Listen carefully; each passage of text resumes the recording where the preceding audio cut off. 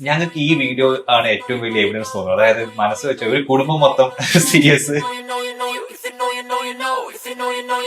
നമ്മുടെ ഫാമിലിയിൽ 7 qualified company സെക്രട്ടറീസും ഒരു സെമി ക്വാളിഫൈഡും ഉണ്ട്. ഞാൻ ചെറുതായപ്പോൾ തന്നെ CS പാസ്സായി. ലൈക്ക് ഒരു 23 ഇയേഴ്സിൽ CS കംപ്ലീറ്റ് ആയി. പക്ഷെ അവിടെ നിന്ന് മുതൽ ഇങ്ങോട്ട് വലിയൊരു യാത്രയാണ്. അതാണ് ഞാൻ ട്രിപ്പിളിലെ സ്റ്റുഡൻസിനോട് എപ്പോഴും പറയുന്നത്, നമ്മളെപ്പോഴും പ്രൊഫഷണൽ കോഴ്സിന് ഫോക്കസ് ചെയ്യുക. അതായത് ഇപ്പൊ ചെയ്തു പറഞ്ഞ പോലെ തന്നെ നമുക്ക് ഡിഗ്രി ഒക്കെ സൈഡിൽ കൂടെ ചെയ്യാവുന്നേ ഉള്ളൂ.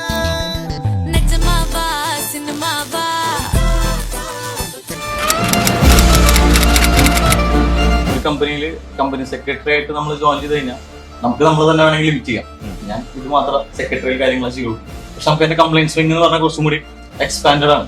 പാസ്സായി കഴിഞ്ഞാൽ നമുക്ക് അപ്പോയിന്റ്മെന്റ് വരിക. ഈ 3 പ്രൊഫഷനെ കമ്പാരിറ്റീവ്ലി ഞാൻ പറയാണ്, CS ആയതുകൊണ്ട് പറയുന്നതല്ല, നമുക്ക് കറക്റ്റ് ഡയറക്റ്റ് ബോർഡിലാണ് അപ്പോയിന്റ്മെന്റ് വരിക. അതായത് ഒരു കമ്പനിയുടെ ഏറ്റവും ടോപ്പ് മോസ്റ്റ് പൊസിഷനിൽ അപ്പോയിന്റ്മെന്റ് വരും. ഇത്രയും സ്ട്രഗിൾ ചെയ്തിട്ട് അത് പഠിച്ചിട്ടുണ്ടെങ്കിൽ ഞാൻ പഠിച്ചാൽ മതി. ഇങ്ങനൊരു എഫേർട്ട് ഇട്ടാൽ മതി. എഫേർട്ട് ഇട്ട് കഴിഞ്ഞാൽ നമ്മളത് പാസ്സാവും. അതിന് കുറച്ച് ടൈമോ അതിന് വേണ്ടി കൺസിസ്റ്റന്റ് ആയിട്ട് ഇരിക്കണമെന്നേ ഉള്ളൂ. ആ സമയത്ത് അത് നമ്മൾ കൺസിസ്റ്റന്റ് ആയിട്ട് അത് ഫോളോ ചെയ്യണമെന്നേ ഉള്ളൂ. ആ ഐഡിയ മനസ്സിലാക്കി കഴിഞ്ഞാൽ നമുക്ക് എന്ത് ചെയ്യാം, പ്രോബ്ലം പേപ്പറിൽ പെട്ടെന്ന് പാസ്സാകാൻ സാധിക്കും. നമ്മളുടെ ഒരു സ്കില്ലിനെ ഡിപ്പെൻഡ് ചെയ്തിരിക്കുന്നുള്ളൂ.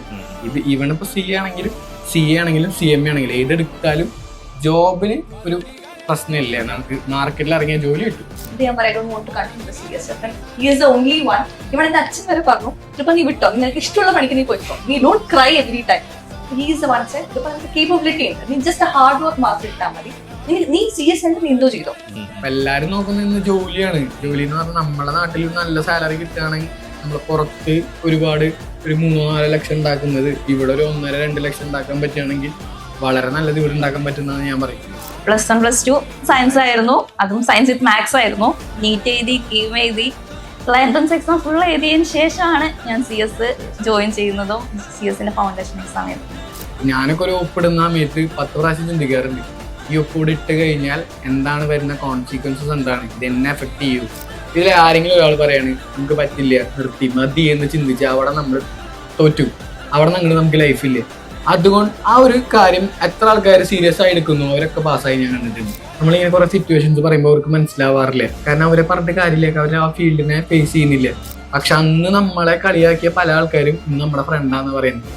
ആ രാഹുലും സച്ചിനും എൻ്റെ ഫ്രണ്ടാ, ഞങ്ങളൊപ്പം പഠിച്ചതാണ്, അങ്ങനെ പറയുന്നത്. അപ്പൊ നമ്മുടെ ഒരു അച്ചീവ്മെന്റ് ആയിട്ടാണ് നമുക്ക് തോന്നുന്നത്. കമ്പനി സെക്രട്ടറി കോഴ്സ് ഒക്കെ ആവാൻ പാടല്ലേ, ഇതൊക്കെ പാസ്സാകും എന്നൊക്കെ ചോദിക്കുന്ന ആൾക്കാരോട് പഠിച്ചാൽ പാസ്സാവുന്ന കോഴ്സാണ് ഇതെന്ന് ഞാൻ പറയുന്നതിന് പകരം ഒരൊറ്റ കുടുംബത്തിൽ 8 കമ്പനി സെക്രട്ടറീസിനെ ഞാൻ കാണിച്ചങ്ങ് തന്നാലോ. നമ്മളിപ്പോൾ പോകുന്നത് നമ്മുടെ രാഹുൽ സാറിന്റെ വീട്ടിലേക്കാണ്. അവിടെ രാഹുൽ സാറ് മാത്രമല്ല CS ആയി ക്വാളിഫൈ ആയിട്ടുള്ള ഒരു കൂട്ടം ആളുകൾ നമ്മൾ കാണാൻ പോവുകയാണ്. അവരുടെ സ്റ്റോറി നമുക്ക് കേൾക്കാം. അപ്പോൾ പോലെ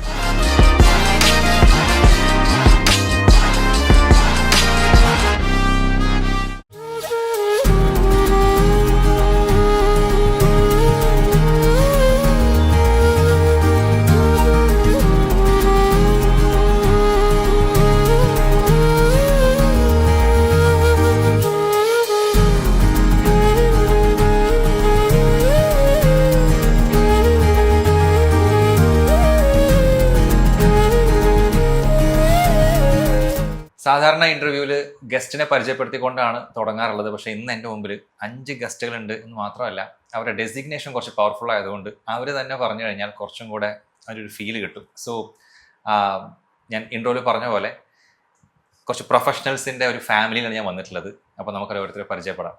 രാഹുൽ സാറേ, സാറിന് വന്ന് തുടങ്ങിക്കോളൂ. സാറിൻ്റെ പേര് പറയാ, സാറിൻ്റെ ഡെസിഗ്നേഷൻ പറയാം, എന്നിട്ട് നമുക്കൊന്നൊരു റൗണ്ട് ഇങ്ങനെ പോവാം. എന്നെല്ലാവർക്കും അറിയാം എന്ന് വിചാരിക്കുന്നു. ഞാൻ ട്രിപ്പിളിൻ്റെ ഫാക്കൽറ്റിയാണ്, കമ്പനി സെക്രട്ടറി CS രാഹുൽ. ഇപ്പോൾ വർക്ക് ചെയ്യുന്നത് മൈനോറിറ്റി കോർപ്പറേഷൻ്റെ സെക്രട്ടറി ആയിട്ടാണ് വർക്ക് ചെയ്യുന്നത്, കേരള ഗവൺമെന്റിന്റെ. ശരി.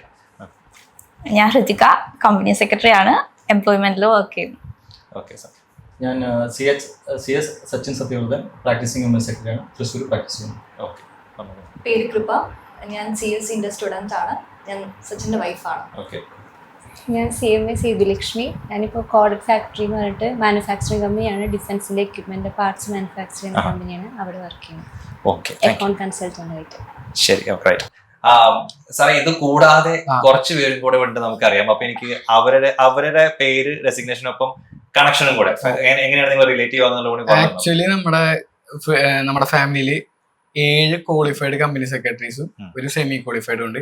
ക്വാളിഫൈഡ് ഞാൻ, വൈഫ്, സച്ചിൻ, പിന്നെയുള്ളത് എൻ്റെ ചെറിയച്ഛൻ കമ്പനി സെക്രട്ടറിയാണ്, ചെറിയമ്മ കമ്പനി സെക്രട്ടറിയാണ്, ചെറിയമ്മയുടെ മകൾ കമ്പനി സെക്രട്ടറിയാണ്, മരുമകനും കമ്പനി സെക്രട്ടറിയാണ്.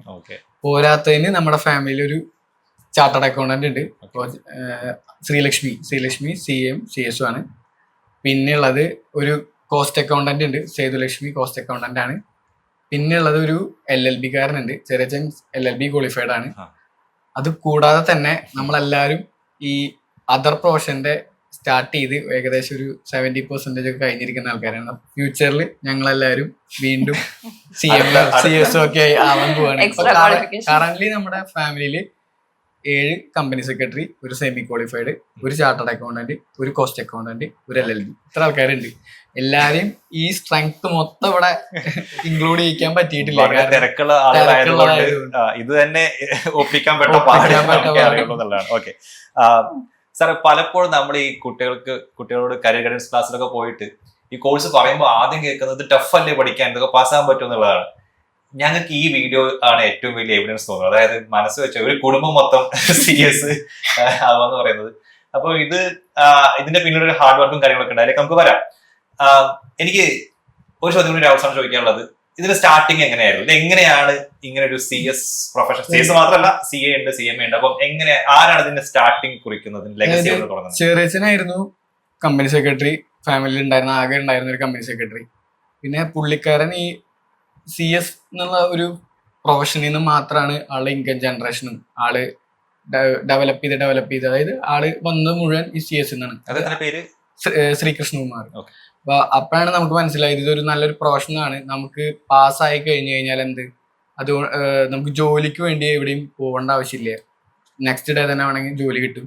പിന്നെ എല്ലാവരും ഒരു എക്സ്ട്രാ ഓർഡിനറി ഉള്ള ആൾക്കാരൊന്നും അല്ലായിരുന്നു. നമ്മളൊക്കെ എല്ലാവരും ഒരു എബോ ഏവറേജ് ഉണ്ടായിരുന്ന ആൾക്കാരാണ്.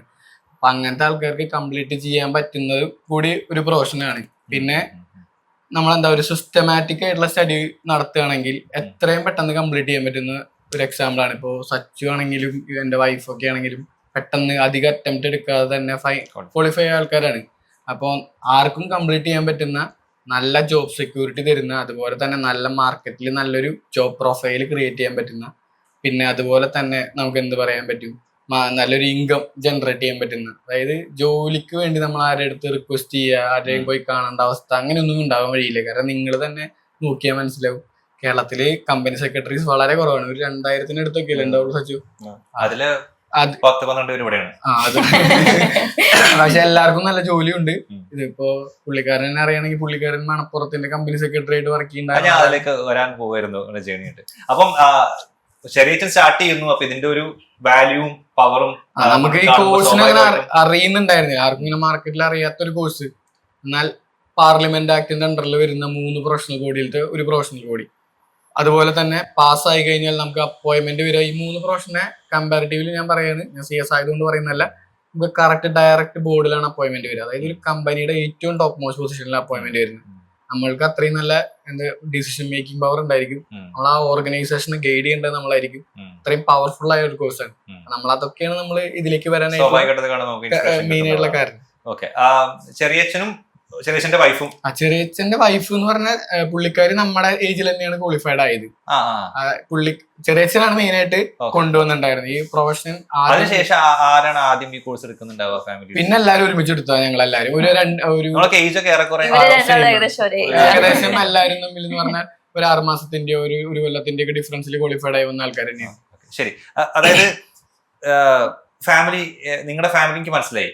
ഈ ഫാമിലിയിലേക്ക് വരുന്ന ആൾക്കാരുണ്ടല്ലോ കല്യാണം കഴിച്ചിട്ട്, ഇവരും അതായത് ഓൾറെഡി നമ്മള് പ്രൊഫഷണലാണ്.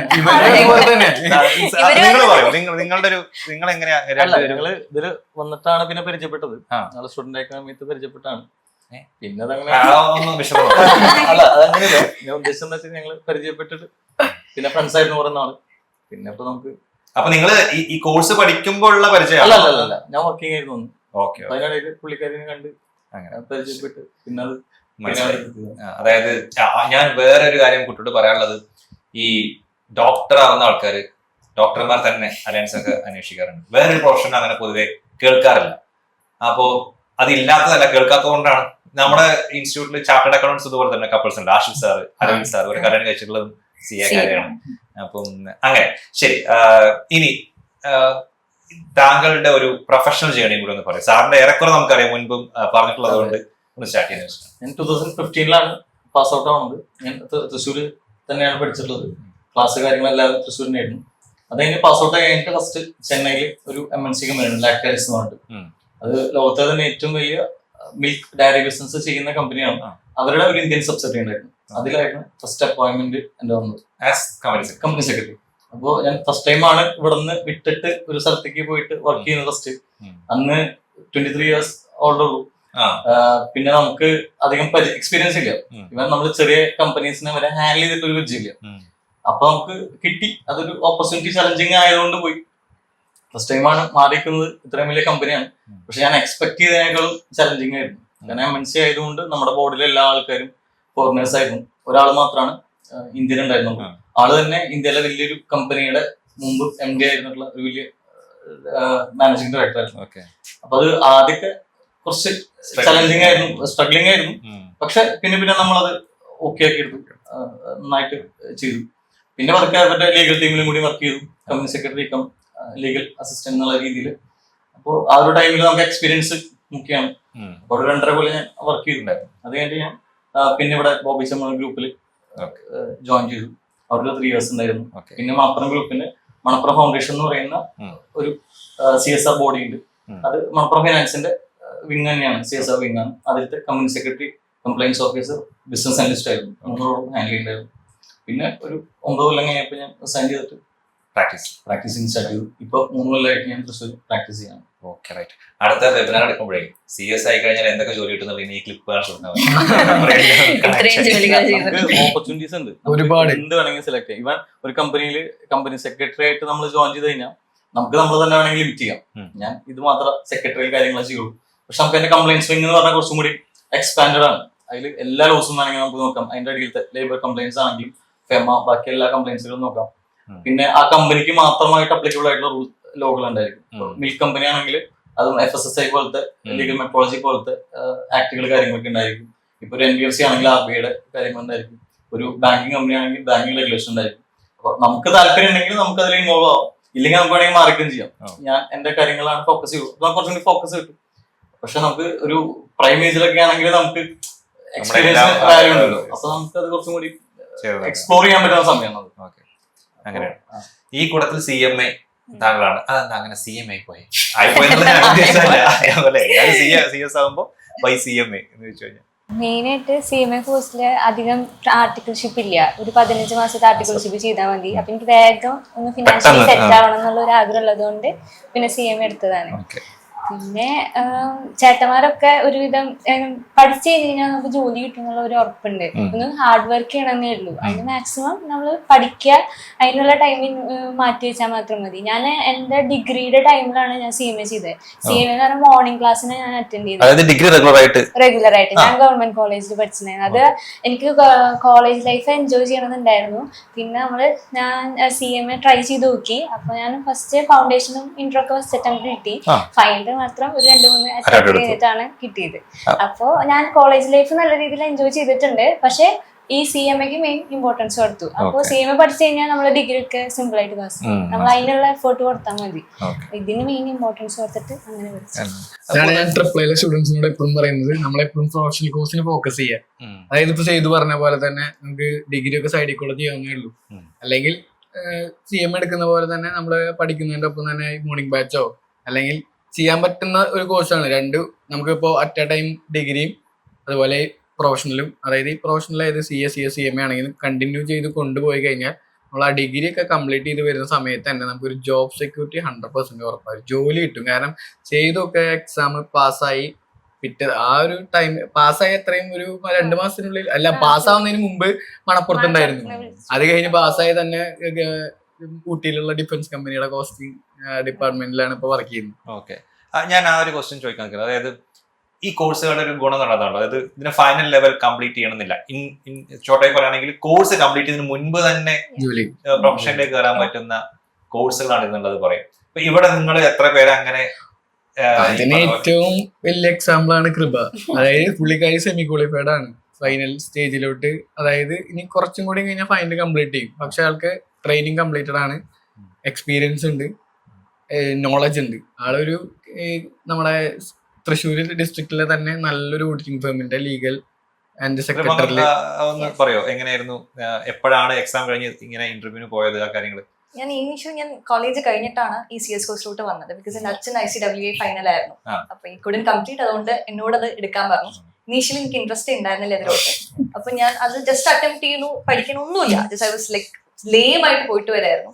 അതിനുശേഷമാണ് കല്യാണം കഴിഞ്ഞപ്പോഴാണ് എനിക്ക് ഇവരൊക്കെയാണല്ലോ ഇൻസ്പിറേഷൻ. അപ്പൊ എനിക്ക് കണ്ട് മനസ്സിലായി ലൈക്ക് നമ്മള് അതിന് മുന്നേ ഞാൻ ടാറ്റയില് വർക്ക് ചെയ്യുന്നായിരുന്നു, മാർക്കറ്റിംഗ് ഡിപ്പാർട്ട്മെന്റിൽ. അതിന് മുന്നേ കോട്ടക്കിൽ വർക്ക് ചെയ്യുന്നുണ്ടായിരുന്നു. സോ എംപ്ലോയ്മെന്റ് എപ്പോഴും ഉണ്ടായിരുന്നു. പക്ഷെ ഇവരെ കണ്ടപ്പോഴാണ് യെസ് ലൈക്ക് അത് മാത്രമല്ല, ഫിനാൻഷ്യൽ ഇത് മാത്രമല്ല, കുറച്ചുകൂടി ഡിഗ്നിറ്റിയുടെ ഇതിലും എനിക്കൊരു ഇമ്പോർട്ടൻസ് തോന്നിയത് എന്റെ ഫാമിലിയെ കണ്ടപ്പോഴാണ്. സോ ഞാൻ അത് റീസ്റ്റാർട്ട് ചെയ്തു. ഞാൻ ഫസ്റ്റ് അത് റീസ്റ്റാർട്ട് ചെയ്ത ശേഷമാണ് ഞാൻ എന്റെ പേപ്പേഴ്സ് എല്ലാം ക്ലിയർ ചെയ്തത് ഇനീഷ്യൽ സ്റ്റേജില്. പിന്നെ അതിനിടയിൽ ഞാൻ ട്രെയിനിങ് കംപ്ലീറ്റ് ചെയ്തിട്ടുണ്ടായിരുന്നു. ഇപ്പൊ ഞാനൊരു ലീഗൽ ഫേമിൽ വർക്ക് ചെയ്യുന്നുണ്ട്. അപ്പൊ നമുക്ക് ലൈക്ക് ഒരു CS കംപ്ലീറ്റ് ചെയ്യുന്ന CS കംപ്ലീറ്റ് ചെയ്യുന്ന മുന്നേ തന്നെ ആ ഒരു ലെവലിൽ ഇരുന്ന് നമുക്ക് ആ ഒരു എംപ്ലോയ്മെന്റ് രീതിയിൽ നമുക്ക് ഇത് ചെയ്യാൻ പറ്റും. ഇവിടെ 3 സ്ത്രീകളോട് ചോദിക്കുകയാണ്. പലപ്പോഴും കുട്ടികൾ ചോദിക്കുന്ന ഡൗട്ടുകളൊന്ന്, നമ്മുടെ ഓഡിയൻസിൽ പെൺകുട്ടികളുണ്ടെങ്കിൽ നമ്മുടെ ലോകം അത്ര ഈക്വാലിറ്റിയൊന്നും അല്ല പോകുന്നുള്ളത് കൊണ്ട് എപ്പോഴും കുട്ടികൾ കുറച്ചധികം കൺസേൺസ് ഉണ്ടാവാറുണ്ട്. നമ്മൾ ഒരു സ്ത്രീ ആണെങ്കിൽ ഈ പ്രൊഫഷനിലേക്ക് വരുമ്പോൾ എങ്ങനെയാണ് അതിന്റെ ഒരു ഓപ്പർച്യൂണിറ്റിയും കാര്യങ്ങളൊക്കെ എന്നുള്ളത്. അപ്പം ആ രീതിയിൽ എങ്ങനെയാണ് കമ്പനി സെക്രട്ടറി എന്നുള്ള റോളിലേക്ക് ഒരു ജെൻഡറിന് എന്തെങ്കിലും തരത്തിലുള്ള പ്രശ്നങ്ങൾ അവിടെ ഉണ്ടോ, എങ്ങനെയാണെന്ന് ചോദിക്കും. പൊതുവിൽ എങ്ങനെയാണ് ആ റോള് സ്ത്രീകളെ സംബന്ധിച്ച് ഹൃദയം പറയും? ഞാനോ? ഓക്കെ, ഇപ്പം ഞാനൊരു ഗേൾ ആണ്. പക്ഷെ ഞാൻ ചെറുതായപ്പോ തന്നെ CS പാസ്സായി. ലൈക്ക് ഒരു 23 ഇയേഴ്സിൽ CS കംപ്ലീറ്റ് ആയി. പക്ഷെ അവിടെ നിന്ന് മുതൽ ഇങ്ങോട്ട് വലിയൊരു യാത്രയാണ്. കല്യാണം കഴിഞ്ഞു, കുട്ടി ഉണ്ടായി. പക്ഷെ എനിക്ക് മെറ്റേണിറ്റി ലീവ് കിട്ടി. CS ജോബ് കിട്ടാനും എനിക്ക് അധികം ബുദ്ധിമുട്ട് വന്നില്ല. CS പാസ്സാവാൻ തന്നെ ജോബിൽ കയറിയിട്ടുണ്ട്. അങ്ങനെ പോകുമ്പോഴാണ് കല്യാണം കഴിഞ്ഞതും കുട്ടിയായതും ഒക്കെ. അപ്പം അവിടെ എനിക്ക് ഇങ്ങനെ ഒരു ഡിഫറൻസ് ഒന്നും എനിക്ക് ഒരു തരത്തിലും എനിക്ക് വന്നിട്ടില്ല. എനിക്ക് നല്ലത് മാത്രമേ ചെയ്തിട്ടുള്ളൂ. അപ്പം എനിക്ക് ഈ ഒരു ടൈമിൽ എനിക്ക് എന്റെ ഫാമിലിക്ക് വേണ്ടി ടൈം സ്പെൻഡ് ചെയ്യാൻ പറ്റുന്നുണ്ട്. കൂടെ വർക്ക് ഫ്രം ഹോം എനിക്ക് തന്നിട്ടുണ്ട്, എന്റെ കമ്പനി എനിക്ക് അത് അലോ ചെയ്തു. അപ്പം മോന്റെ കാര്യവും നല്ലോണം നോക്കാൻ പറ്റുന്നുണ്ട്. ഫാമിലി ആണെങ്കിലും ഇപ്പൊ ഹസ്ബൻഡിന്റെ കാര്യമാണെങ്കിലും നോക്കാൻ പറ്റുന്നുണ്ട്. കുറച്ചൊക്കെ ഹസ്ബൻഡിന്റെ ഫാമിലിന്റെ കൂടെ നിൽക്കാൻ പറ്റും, കുറച്ച് എന്റെ ഫാമിലിന്റെ കൂടെ നിൽക്കും, എല്ലാം മാനേജ് ചെയ്യാൻ പറ്റുന്നുണ്ട്. അതുകൊണ്ട് എനിക്ക് പ്രൊഫഷൻ ഭയങ്കര ഇഷ്ടമാണ്, കംഫർട്ടബിൾ ആണ്. മനസ്സിലായി. ഇനി ഇതിന്റെ ഒരു പൊതുവെ പറയാറുണ്ട് CS എന്ന് പറയുന്നത് തിയറി ഓറിയന്റഡ് ആണ് അതിന്റെ സബ്ജക്ട്സ് എന്ന് പറയുന്നത്. ഞാൻ കുറച്ചുകൂടി കുട്ടികളുടെ പെർസ്പെക്റ്റീവ് ചോദിക്കുകയാണ്, ഇത്രയും പേരുള്ളതുകൊണ്ട്. അപ്പം നിങ്ങൾ ഇതിന്റെ പ്രിപ്പറേഷൻ സമയത്തും പിന്നെ ഇപ്പോൾ നിങ്ങൾ പ്രൊഫഷനിലേക്ക് എത്തുമ്പോഴൊക്കെ ഈ പ്രോബ്ലം ഇഷ്ടപ്പെടുന്ന ഒരാൾ, പ്രോബ്ലം ആണ് അയാളുടെ ഒരു ഏരിയ എന്ന് വിചാരിക്കുക. പക്ഷെ അത് കമ്പനി സെക്രട്ടറി ആണെന്ന് തോന്നി, കാരണം ഇതിന്റെ ഒരു വാല്യൂ കുറവ് കണ്ടിട്ട്. അപ്പൊ ഇയാൾ കഷ്ടപ്പെടുമോ? അതോ അങ്ങനെ ഒരാളോട് എന്താ നിങ്ങൾ അഡ്വൈസ് ചെയ്യുക? നിങ്ങൾ ഇത് എടുക്കേണ്ട, CMA എടുത്തു എന്ന് പറയോ, അതോ നിങ്ങൾ ട്രൈ ചെയ്യും? എങ്ങനെയാണ് നിങ്ങൾ പറയുക? അതായത് ചുരുക്കി പറഞ്ഞാൽ ഒരാൾക്ക് തിയറിയേക്കാൾ കൂടുതൽ പ്രോബ്ലം ആണ് അയാളുടെ കംഫർട്ട് സോൺ, പക്ഷെ അയാൾക്ക് CS ആവണം. What would you recommend? ഞാൻ റെക്കമെൻഡ് ചെയ്യുക ആയിട്ട് CA അല്ലെങ്കിൽ CMA ആയിരിക്കും. കാരണം വെച്ചാൽ CS ആണെങ്കിൽ നമുക്ക് കണ്ടിന്യൂസ്ലി ലോകളിൽ നമുക്കൊരു ഡെപ്ത് ആയിട്ട് നോളജ് വേണം. അതിനെ ഇന്റർപ്രറ്റ് ചെയ്യാനുള്ള സ്കില്ല് വേണം, ഡ്രാഫ്റ്റിംഗ് സ്കില്ല് കാര്യങ്ങൾ വേണം. അപ്പോ സാധാരണ ഞാൻ കണ്ടിട്ടുള്ളത് കുട്ടികൾ പ്രോബ്ലം പഠിക്കുന്ന ആൾക്കാർ അതിന്റെ സ്റ്റെപ്സ് കാര്യങ്ങൾ ഫോമിലൊക്കെ പഠിച്ചു കഴിഞ്ഞാൽ അവർക്ക് അതിന്റെ ഒരു ബാക്ക്ഗ്രൗണ്ട് അറിഞ്ഞു കഴിഞ്ഞാൽ അവർക്ക് ഏത് പ്രോബ്ലത്തിലാണെങ്കിലും അത് അപ്ലൈ ചെയ്തിട്ട് സോൾവ് ചെയ്യാൻ പറ്റും. പക്ഷെ അത് ലോ എന്ന് പറഞ്ഞു കഴിഞ്ഞാൽ നമ്മൾ ആ ഒരു കോൺസെപ്റ്റ് പിടിച്ച് അതിന്റെ ലീഗൽ വേർഡിങ്സ് പഠിക്കണം. നമ്മൾ നമ്മുടെ ലാംഗ്വേജിൽ എഴുതി കഴിഞ്ഞാൽ ചിലപ്പോൾ അതിന്റെ ഇന്റർപ്രിട്ടേഷൻ മാറിപ്പോകും. അപ്പോൾ അതിനെ നമുക്ക് കുറച്ച് ചില സമയങ്ങളിൽ നമുക്ക് കുറച്ച് ഒന്ന് ഡെപ്തിൽ കുറച്ച് പോയിട്ട് ലോ പഠിക്കുന്ന രീതിയിലാണ് പഠിക്കേണ്ടി വരും. അപ്പൊ രണ്ട് മെത്തേഡിലാണ് പഠിക്കുന്നത്. ഞാൻ ബേസിക്കലി എനിക്ക് തിയറി പഠിക്കാൻ ഭയങ്കര ഇഷ്ടമുള്ള പ്രശ്നം. എനിക്ക് പ്രോബ്ലംസ് അധികം ഇല്ലാതാണ്. പക്ഷെ ഞാൻ CMA പഠിക്കുന്നുണ്ട്. അപ്പൊ ഞാൻ ഇപ്പൊ പ്രോബ്ലംസ് പഠിച്ചു തുടങ്ങി. പക്ഷെ ബെറ്റർ ആണ്, പക്ഷെ പറ്റായൊന്നുമില്ല. ഒരാൾ വിചാരിക്കുകയാണ് എനിക്ക് CS മതി, പക്ഷെ എനിക്ക് പ്രോബ്ലംസ് ഇഷ്ടമാണ്. ഇതില് CS തന്നെ ഒരു 40-50% പേപ്പേഴ്സ് പ്രോബ്ലംസും ഉണ്ട്. ഹാർഡ് വർക്കിന്റെ ലെവൽ ഒന്ന് കൂട്ടേണ്ടി വരും. നമ്മൾ കൺസിസ്റ്റൻസി ആ ഒരു മേഖലയിൽ കുറച്ചും കൂടി ഫോക്കസ് ചെയ്യേണ്ടി വരുന്നു മാത്രം. പിന്നെ പേഷ്യൻസ് എന്ന് പറയുന്ന സംഭവം ഉണ്ട്, ക്ഷമ. അതാണ് ഏറ്റവും ഇമ്പോർട്ടന്റ്. പ്രോബ്ലം സച്ച് പറഞ്ഞെങ്കിൽ കുറച്ചും കൂടി ഒന്ന് മോഡിഫൈ ചെയ്ത് ഞാൻ പറയാണ്. പറഞ്ഞ 100% ഞാൻ അവനോട് യോജിക്കുന്ന ഒരു ടോപ്പിക്കിനോട് ഞാൻ യോജിക്കുന്നു, ആൻസറിനോട് യോജിക്കുന്നതാണ്. പക്ഷെ നമ്മൾക്ക് ഒരു മനുഷ്യന് സ്കില്ലുണ്ടല്ലോ, അതായത് എനിക്കുള്ള സ്കില്ലായിരിക്കില്ല ഇദ്ദേഹത്തിന് ഉണ്ടാവുക, ഇദ്ദേഹത്തിന് ഉണ്ടാവുന്ന സ്കില്ലായിരിക്കില്ല അദ്ദേഹത്തിന് ഉണ്ടാവുക. രണ്ട് ടൈപ്പാണെന്നുള്ളൂ. ഒന്ന് ഒരു സ്ട്രക്ചർ ചെയ്തേക്കുന്നത് കൂടുതൽ പേപ്പറും പ്രോബ്ലം ബേസ്ഡ് പേപ്പറൈസ് ആയിട്ട് സ്ട്രക്ചർ ചെയ്തിട്ടുണ്ടാവുക. അതായത് നമ്മുടെ CA ആണെങ്കിലും CMA ആണെങ്കിലും CS ആണെങ്കിൽ തിയററ്റിക്കലി ആണ് ഫുള്ള്. അപ്പൊ നമുക്ക് ഒരു തിയറി താല്പര്യമുള്ള ആൾക്കാർ നിങ്ങൾക്ക് മനസ്സിലാവും, ഒരുപാട് ബുക്ക് വായിക്കുന്ന ആൾക്കാർ, അതായത് സ്റ്റോറി അല്ലെങ്കിൽ നോവൽ വായിക്കുന്ന ആൾക്കാർ, അല്ലെ കഥ പോലെ വായിച്ച് പഠിക്കാൻ താല്പര്യമുള്ളവർക്ക് അത് ഭയങ്കര ഇഷ്ടപ്പെട്ടിരിക്കും. ഒരു സബ്ജക്റ്റിനെ ഒരു സ്റ്റോറി പോലെയോ കഥ പോലെയോ അല്ലെങ്കിൽ മൊത്തത്തിൽ അതിന്റെ റൂൾസും റെഗുലേഷൻ നോട്ടിഫിക്കേഷനും ഒക്കെ പഠിക്കാൻ ഭയങ്കര താല്പര്യമായിരിക്കും. അത് തിയററ്റിക്കൽ സ്കിൽ എന്ന് പറയും. അതായത് മാത്തമാറ്റിക്കൽ സ്കില്ലുള്ള ആൾക്കാർക്ക് ചിലപ്പോൾ വായിച്ച് പഠിക്കാൻ താല്പര്യം ഉണ്ടായിരിക്കില്ല. അവർ ചിലപ്പോൾ എഴുതിയിട്ടോ അത് നമുക്ക് മാത്തമാറ്റിക്കലി അപ്ലൈ ചെയ്യുന്നു. ഇപ്പൊ CA കിട്ടുന്ന ആൻസർ നമുക്ക് ആൻസർ കറക്റ്റ് ആയാൽ മതി. അതിന് ഏത് ഫോർമുല വേണമെങ്കിലും യൂസ് ചെയ്യാം, ഏത് ടെക്നിക്ക് വേണമെങ്കിൽ നിങ്ങൾക്ക് യൂസ് ചെയ്യാം. ഫൈനൽ ആൻസർ കറക്റ്റ് ചെയ്യാൻ ഇപ്പൊ നമ്മളിപ്പോ ഫോർ എക്സാമ്പിൾ പറയുകയാണെങ്കിൽ 1+1 എന്ന് പറഞ്ഞാൽ 2 ആണ്, 3 - 1 2 ആണ്. 2 ആൻസറിലേക്ക് എത്താൻ നമുക്ക് ഇത് ഓപ്റ്റ് ചെയ്യാം. ഇപ്പൊ എന്റെ ഒരു കേസ് പറയുകയാണെങ്കിൽ ഞാൻ ഇവൻ നന്നായി തിയറി വായിക്കുന്ന ഒരാളാണ്. എനിക്ക് നന്നായി അറിയാം തിയറി വായിച്ച് പഠിക്കാൻ ഭയങ്കര ഇഷ്ടമാണ്. പക്ഷെ എനിക്കത് ഇഷ്ടമല്ല. ഞാൻ പ്രോബ്ലത്തിനോട് ഇഷ്ടപ്പെടുന്ന ഒരാളാണ്. ഞാൻ പ്രോബ്ലം എഴുതി പഠിക്കാറ് ചെയ്യാറ്. അതുകൊണ്ട് തന്നെ CS പ്രോബ്ലം പേപ്പേഴ്സിലൊക്കെ എനിക്ക് എക്സംഷൻ ഉണ്ടായിരുന്നു. FM എക്സംഷൻ ഉണ്ടായിരുന്നു, കോസ്റ്റിംഗ്, ഫിനാൻഷ്യൽ അക്കൗണ്ട്സിന്റെ പേപ്പർ, ടാക്സിന്റെ പേപ്പർ എക്സംഷൻ ഉണ്ടായിരുന്നു. അങ്ങനെ പ്രോബ്ലം പേപ്പറുകളോട് എനിക്ക് എക്സംഷൻ ആയിരുന്നു. തിയറി പേപ്പർ എനിക്ക് മാർക്ക് കുറവായിരുന്നു. ഞാൻ പാസ് ആവണമെങ്കിൽ 52, 53, 55, 60 ഇതുവരെ എനിക്ക് കിട്ടിയിട്ടില്ല. കാരണം എനിക്ക് വായിക്കാൻ മടിയാണ്. പക്ഷെ അത് നമ്മളുടെ സ്കില്ലാണ്. ഇപ്പൊ ഒരാൾക്ക് പ്രോബ്ലത്തിനോടാണ് താല്പര്യം, എഴുതി പഠിക്കാനാണ് താല്പര്യം, ജസ്റ്റ് നമുക്ക് കിട്ടുന്ന പ്രോബ്ലം പേപ്പറുകളൊന്നും എഴുതി പഠിക്കുകയാണ്, പെട്ടെന്ന് മനസ്സിലാക്കി അത് കാര്യം മനസ്സിലാക്കി കഴിഞ്ഞാൽ നമുക്ക് അതിന്റെ ആ റൂളും അതിന്റെ കാര്യങ്ങളും, അതായത് എങ്ങനെയാണ് അതിലോട്ട് എത്തുന്നത്, അതിന്റെ ഫോർമുലാസും കാര്യങ്ങളൊക്കെ മനസ്സിലാക്കി നമുക്ക് അതിലേക്ക് എത്താൻ പറ്റും. പക്ഷെ തിയറി ആണെങ്കിൽ അങ്ങനെയല്ല. സച്ചു പറഞ്ഞ പോലെ കുറച്ച് ഡ്രാഫ്റ്റിംഗ് സ്കില്ല് വേണം, കേസ് സ്റ്റഡീസ് എക്സ്പ്ലെയിൻ ചെയ്യാനുള്ള സ്കില്ല് വേണം, നന്നായിരുന്നു വായിക്കണം. അപ്പൊ നമ്മളുടെ സ്കില്ല് ഏതാണെന്ന് നോക്കിയിട്ട് ഓപ്റ്റ് ചെയ്യുന്നതായിരിക്കും കൂടുതൽ ബെറ്റർ. ഇപ്പോ തിയറി വായിക്കാൻ താല്പര്യമുള്ള ഒരാൾ, ഭയങ്കരമായി തിയറി ഇഷ്ടപ്പെടുന്ന ഒരാൾക്ക് CA എടുത്തു കഴിഞ്ഞാൽ ചിലപ്പോൾ പെട്ടെന്ന് പാസ്സാവുന്നില്ല. അതുപോലെ പ്രോബ്ലം നന്നായി ഇഷ്ടപ്പെടുന്ന ഒരാൾ പെട്ടെന്ന്, ചിലവരൊക്കെ മനസ്സിൽ ഫോർമുലാസ് ഒക്കെ കാൽക്കുലേറ്റ് ചെയ്യുന്ന ആൾക്കാരുണ്ട്, മൈൻഡിൽ എല്ലാ പ്രോബ്ലംസും അല്ല ആൻസർ പെട്ടെന്ന് ചെയ്യും. ആ ഐഡിയ മനസ്സിലാക്കി കഴിഞ്ഞാൽ നമുക്ക് എന്ത് ചെയ്യാം, പ്രോബ്ലം പേപ്പറിൽ പെട്ടെന്ന് പാസ്സാകാൻ സാധിക്കും. നമ്മളുടെ ഒരു സ്കില്ലിനെ ഡിപ്പെൻഡ് ചെയ്തിരിക്കുന്നുള്ളൂ. ഇത് ഇവണിപ്പോ CA ആണെങ്കിലും CMA ആണെങ്കിലും ഏതെടുത്താലും ജോബിന് ഒരു പ്രശ്നമില്ല. നമുക്ക് മാർക്കറ്റിൽ ഇറങ്ങിയ ജോലി കിട്ടും. അതാണ് അൾട്ടിമേറ്റ്ലി പറയേണ്ട കാര്യം. ഈ പ്രൊഫഷന്റെ ഒരു വാല്യൂവും പവറും ഒക്കെ എത്രമാത്രം ഉണ്ട് എന്നുള്ളത് കുറച്ച് എക്സാമ്പിൾസ് വെച്ച്, നിങ്ങൾ ഇത്രയും ആൾക്കാരുള്ളത് കൊണ്ട് ഇവിടെ കുറച്ചൊരു ഇല്ല, അവരുടെ എക്സാമ്പിൾ വേണമെങ്കിൽ പറയാം. അതൊന്ന് പറഞ്ഞാൽ നന്നാവും. ഇപ്പൊ ഇവിടെ 4 CS ഫ്രട്ടേണിറ്റി ആയിട്ടുള്ള ആൾക്കാരും ഒരു CMA ഉണ്ട്. ഇതിലേതാ നല്ലത്? CMA വേഴ്സസ് CS എന്ന് പറഞ്ഞാൽ ഏതായിരിക്കും? CMA ആദ്യം പറയും.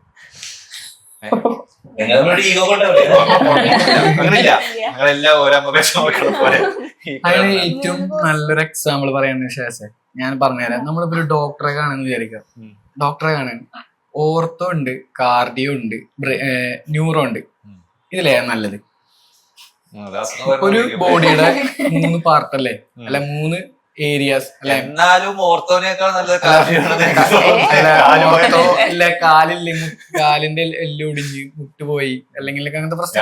ഓർത്തോ ഉണ്ട് അല്ലെ, ഓർത്തോ, കാർഡിയോ, ന്യൂറോ. ഇതാണ് ഏറ്റവും നല്ല എക്സാമ്പിൾ. അതുപോലെ ഒരു കമ്പനി എടുത്തു കഴിഞ്ഞാൽ കമ്പനിക്ക് 3 ഏരിയാസ് ഉണ്ട്. അതായത് ലീഗൽ അല്ല, സെക്രട്ടറിയൽ, പിന്നെ കോസ്റ്റിംഗ് റിലേറ്റഡ്, അതേപോലെ CA കാരൻ നോക്കുന്ന അതിന്റെ ഓഡിറ്റ്സ്, അതുപോലെ ഫിനാൻഷ്യൽ അക്കൗണ്ട്സ് പ്രിപ്പറേഷൻ, അതിന്റെ ഇന്റേണൽ ഓഡിറ്റ്, സ്റ്റാറ്റ്യൂട്ടറി ഓഡിറ്റ്, അങ്ങനത്തെ റിലേറ്റഡ് മാറ്റർ ആയിരിക്കും. ഒരു മാനുഫാക്ചറിങ് കമ്പനി എടുക്കാന്ന് വിചാരിക്കുക.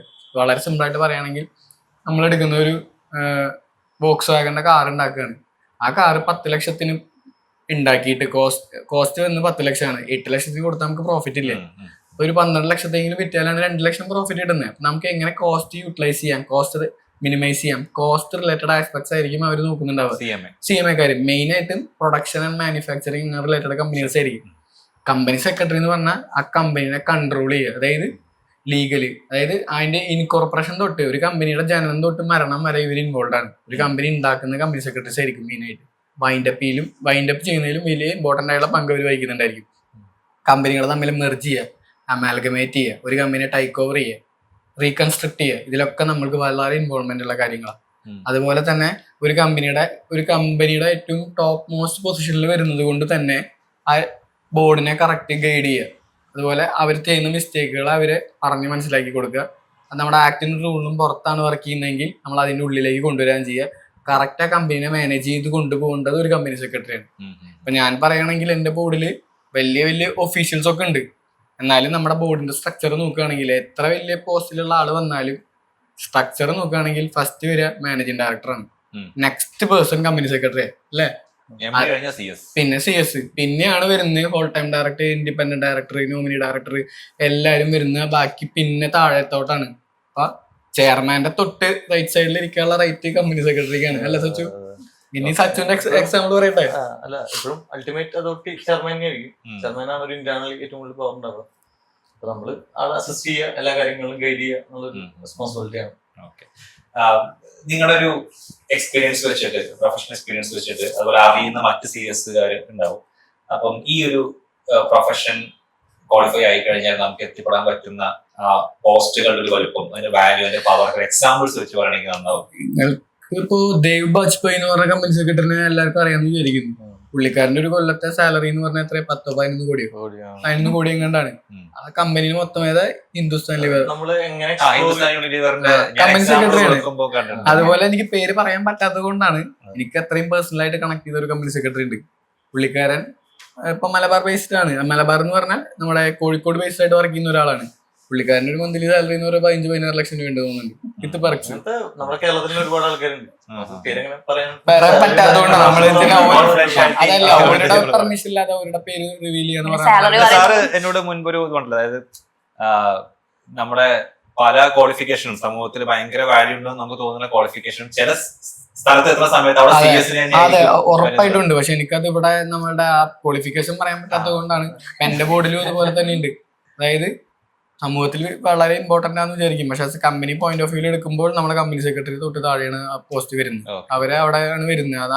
അതിന് നമ്മളെ സ്ട്രക്ചർ ചെയ്തിട്ടുണ്ട്. KMPയുടെ സ്ട്രക്ചറിങ് വന്നിട്ടുണ്ട്. അതിന്റെ ഉള്ളിൽ വന്നു കഴിഞ്ഞാൽ നമുക്കറിയാം കമ്പനിയുടെ ഏറ്റവും ചെയർമാൻ എന്ന് പറഞ്ഞാൽ നമ്മുടെ പോയിന്റ് ഓഫ് വ്യൂ എന്താ, ഒന്നിലെ ചെയർമാൻ എന്ന് പറഞ്ഞാൽ ആ ബോർഡിനെ കൺട്രോൾ ചെയ്യുന്ന ആളാണ്. അത് ആ ചെയർമാൻ എന്ന് പറഞ്ഞു കഴിഞ്ഞാൽ പലപ്പോഴും ചെയർമാൻ മാറാൻ വേണമെങ്കിൽ ഈ ബോർഡിലുള്ള ചെയർമാൻ ആണെന്നില്ല അടുത്ത ബോർഡിലുള്ള ചെയർമാൻ. പക്ഷെ കമ്പനി സെക്രട്ടറി ഇങ്ങനെ മാറാൻ പറ്റില്ല. ഒരു കമ്പനി സെക്രട്ടറി ഇല്ലാതെ ഒരു കമ്പനിക്ക് 6 മാസം കൂടുതൽ പോകാൻ പറ്റില്ല. അതൊരു നോൺ കംപ്ലൈൻസ് ആയിട്ട് ട്രീറ്റ് ചെയ്യും. എന്നിട്ട് നമുക്ക് പെനാൽറ്റിയും വരും കമ്പനിക്ക്. ഇതില് ഇപ്പം കമ്പനി ബോർഡ് ഓഫ് ഡയറക്ടേഴ്സ് ആണല്ലോ ഇതിന്റെ പോളിസി മേക്ക് ചെയ്യുന്ന, ഒരു കമ്പനിയുടെ സ്ട്രാറ്റജി കാര്യങ്ങളൊക്കെ ഡിസൈഡ് ചെയ്യുന്ന ഏറ്റവും ടോപ്പിലായത്. അപ്പം ഇവരെന്ത് ചെയ്താലും ഇത് ഈ രാജ്യത്ത് നടപ്പിലാകുമോ ഇല്ലെന്ന് അഡ്വൈസ് ചെയ്യാൻ പറ്റുന്നത് കമ്പനി സെക്രട്ടറിക്കാണ്. ഞാൻ വളരെ ലേമാൻ ലാംഗ്വേജിൽ പറയുള്ളൂ. അപ്പം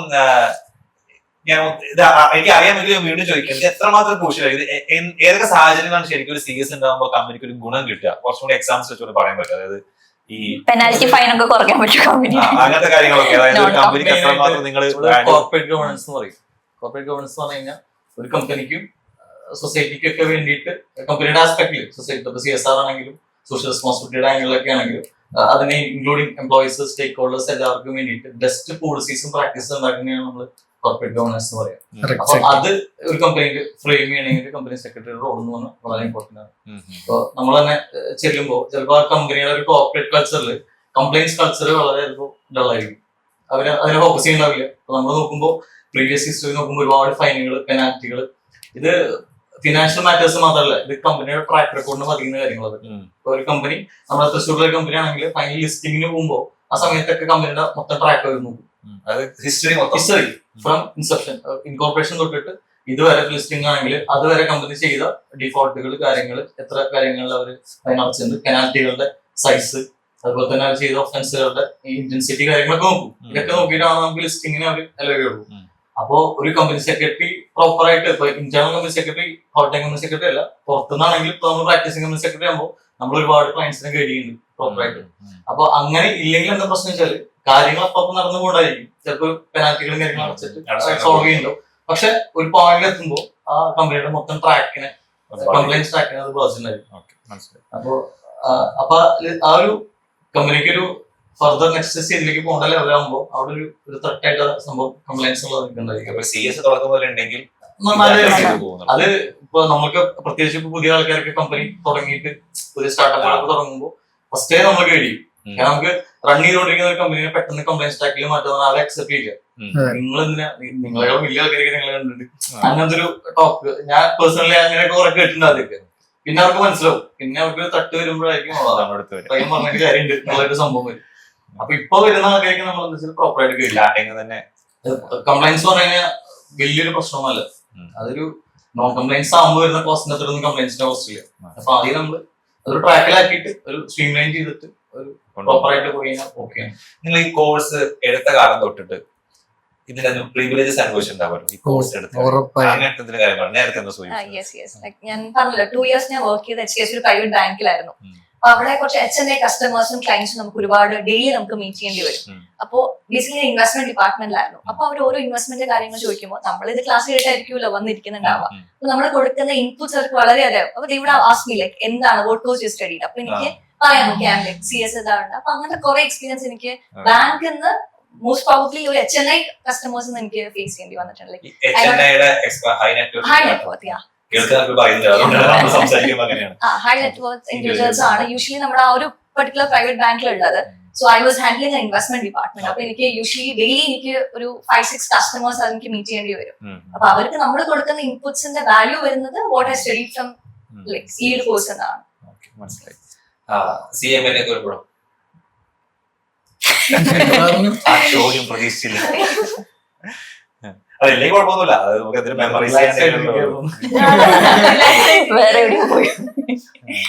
ഒറ്റ ആളായി പോയി. അതാണ് എല്ലാരും കൂടെ ഇരുന്ന് അല്ലേ ക്ലാസ്സിൽ ഇങ്ങനെ ഇത് കിട്ടാറുണ്ട്. മീൻസ് ഞാൻ ഇത് പറയാൻ പാടുന്ന എനിക്കറിയില്ല. ഞാൻ ഗവൺമെന്റ് കോളേജിലാണല്ലോ പഠിച്ചത്. അപ്പൊ എനിക്ക് ക്ലാസ്സിൽ ചെല്ലുമ്പോ ഞാൻ CMA പഠിക്കണോണ്ട് അവര് ഞാൻ ആ സമയത്ത് കടന്നുറങ്ങും. കാരണം എനിക്ക് കാലത്ത് ഇവിടെ നിന്ന് 7:15 പോയിട്ട് 9:15 വരെയാണ് ക്ലാസ്. എനിക്ക് 10 മണിക്ക് ക്ലാസ്സിൽ കയറിയാൽ മതി അവിടെ ഗവൺമെന്റ് കോളേജില്. അപ്പൊ അവിടെ ചെല്ലുമ്പോ എനിക്ക് ക്ലാസ് കേൾക്കണം, എനിക്ക് ഉറക്കൊന്നുമില്ലല്ലോ, നേരത്തെ എനിക്ക് പോകാൻ വേണം. അപ്പൊ ഞാൻ ക്ലാസ്സിൽ കടന്നുറങ്ങും. അപ്പൊ ഞാൻ പഠിക്കണ കുട്ടി ആയതുകൊണ്ട് കുഴപ്പമില്ല, ആ കുട്ടി എന്തായാലും പാസ്സായിക്കോളും BBA ആയിരുന്നു. BBA എന്തായാലും പാസ്സാവും. അപ്പൊ അവിടെ ഞാൻ കടന്നുറങ്ങും. അപ്പൊ ബാക്കിയുള്ള കുട്ടികൾക്ക് അപ്പോൾ കടന്നുറങ്ങിയിട്ട് സാറൊന്നും ഒരു മൈൻഡ് സെറ്റ് ആണ്. അവര് വലിയ പ്രിവിലേജ് ആയിട്ട്